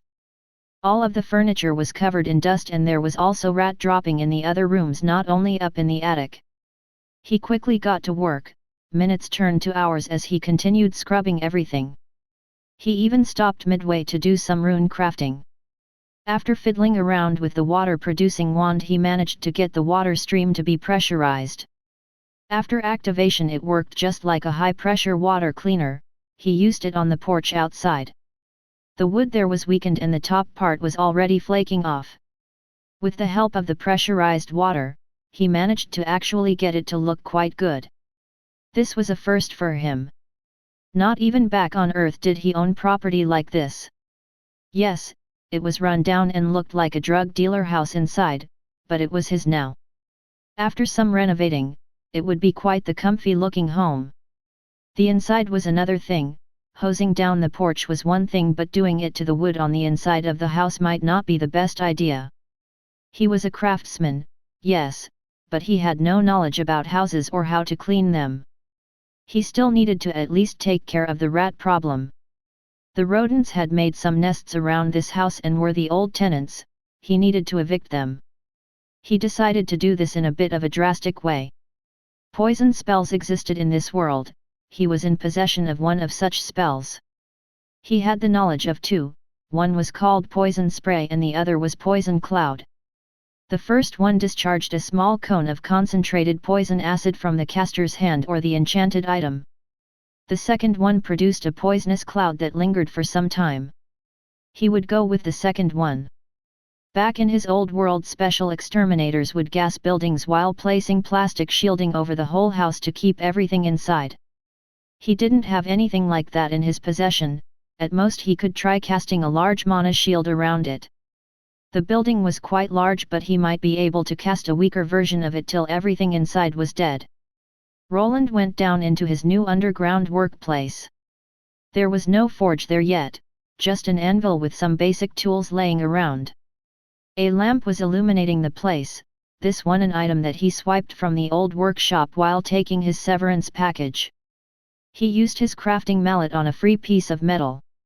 One of the thicker rods would be transformed into a poisonous wand. The rune was placed in such a way so that the poisonous fog would shoot out right from the tip. He used a longer rod-like piece of metal so that there was enough space between him and the poison when he activated it. After finishing up, he looked at his creation. It looked quite crude, but it would get the job done. Before using it on his own house, he tested it outside. There was no one there to peek on him, so he could just point it towards some grass while activating. The metallic rod shone in a blue hue that quickly turned green. A thick green mist slowly appeared out of the tip and traveled forward. His new creation was a success, but it wouldn't really be useful in combat. The poison mist was quite slow-moving and dissipated quickly in the open air. He also tested it out in a closed-off area. He used a larger jar just to see if the poison would linger in it without the magic dissipating instantly. The green mist remained in place for about 10 minutes before it started going away. Well, at least I won't need to air it out. Roland scratched his head a bit. He was having second thoughts about plunging his new home into a poison fog. This would probably be dangerous, but also the fastest way to kill all the rats and roaches that were nesting up in the attic and all the other rooms. He moved over to his attic first. The plan was to insert the magical rod through an opening and to discharge the poisonous fog. Roland had some detoxification potions with himself if something happened. A mask to cover his face was also used to keep the inhaling to a minimum. This isn't the smartest idea that I've ever had. He inserted mana into the impromptu magical device. The green poison started to seep inside the attic and slowly engulfed the room inside. After a few moments, he could hear some squeaking and scratching noises. The poison was starting to escape from the entrance point, which prompted him to move back. He started spraying the rest of his new house while backing away. Soon the whole structure was flooded with green mist while he himself was outside. He cast a regular magical spell to put the building behind the shield. It was quite thin and a regular human would be able to just punch through it without a problem. The poison, on the other hand, was just gas and it could be contained with it. I guess I can make a living as an exterminator if the dungeon business doesn't work out. His lower lip curled up slightly as he watched his house get engulfed in poison. He could see some of the rats escaping outside. Before they could get to safety, they started dropping dead. The same was happening to insects like the cockroaches. Roland decided to use up most of his mana to cleanse his dirty house. He would be camping outside in his shed this time around, then it would also be cleaned from any rodents. After finishing up with spring cleaning, Roland had decided to move towards the dungeon. This time around he wouldn't be trying to get a party of his own, he wanted to take it slowly and better himself. His new adventurer life would be starting soon.